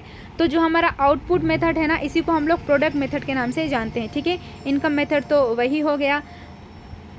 एक और होता है हमारा एक्सपेंडिचर मेथड, याद रखिए। ये 3 तरह के मेथड होते हैं जिसमें हम लोग नेशनल इनकम को कैलकुलेट करते हैं किसी भी कंट्री की। इसके बारे में डिटेल देखना है तो आप लोग कोई भी आपको यूट्यूब पर वीडियो मिल जाएगा जो आपको एक्सप्लेन करेगा इसके बारे में, आप एक मरतबा इसको देख लीजिएगा। चलिए आगे बढ़ेंगे, हमारे नेक्स्ट क्वेश्चन की तरफ ये रहा, one of the following is an agricultural activity. इनमें से कौन सी जो है एक ज़रूरी सरगर्मी है, एग्रीकल्चरल एक्टिविटी है। जानवरों को पालना, लोहे की तैयारी करना, यूनिवर्सिटी में काम करने वाले प्रोफेसर या फिर डॉक्टर, बताइए।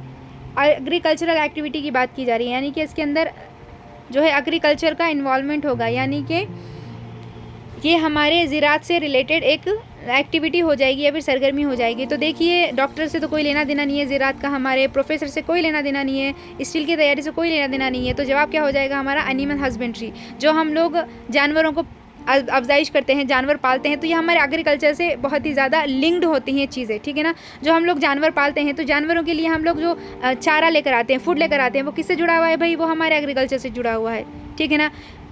इंपॉर्टेंट चीज़ें हैं ये। इसके अलावा जो राइस मिल है, राइस मिल भी हो जाएगी, कभी कभार वो भी क्वेश्चन में पूछ लेता है, ये भी एक एग्रीकल्चरल एक्टिविटी है।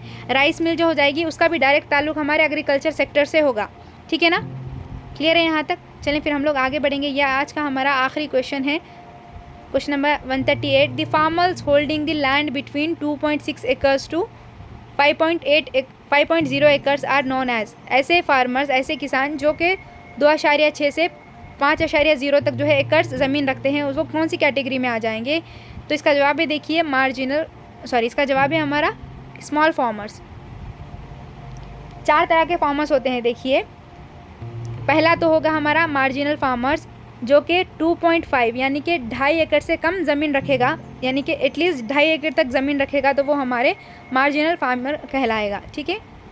यहाँ पे देखिए, मार्जिनल फार्मर जो हमारा फार्मर होगा उसके पास 2.5 एकड़ ज़मीन होगी, ये फर्स्ट नंबर का हो जाएगा, सबसे छोटा वाला। उससे बड़ा होता है हमारा स्मॉल फार्मर्स, इसके पास कितनी ज़मीन होगी भाई, तो ये वाला 2.6 से लेकर 5.0 एकड़ तक हमारे स्मॉल फार्मर के पास ज़मीन होगी। उसके बाद आता है हमारा सेमी मीडियम फार्मर, ये जो फार्मर हो जाएगा इसके पास 5.1 से 10 एकड़ तक की ज़मीन होगी, ठीक है ना।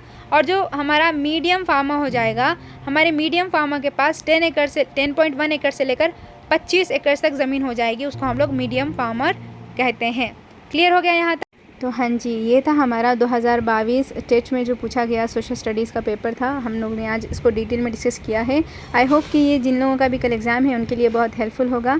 मेरी तरफ से आप लोगों को बहुत सारा बेस्ट ऑफ लक है। Do your best and rest जो होगा वो अल्लाह के हाथ में छोड़ दीजिए। इंशाल्लाह बहुत अच्छे मार्क्स आएंगे आपको। चलें, मिलेंगे हम लोग फिर इंशाल्लाह। अल्लाह हाफ़िज़।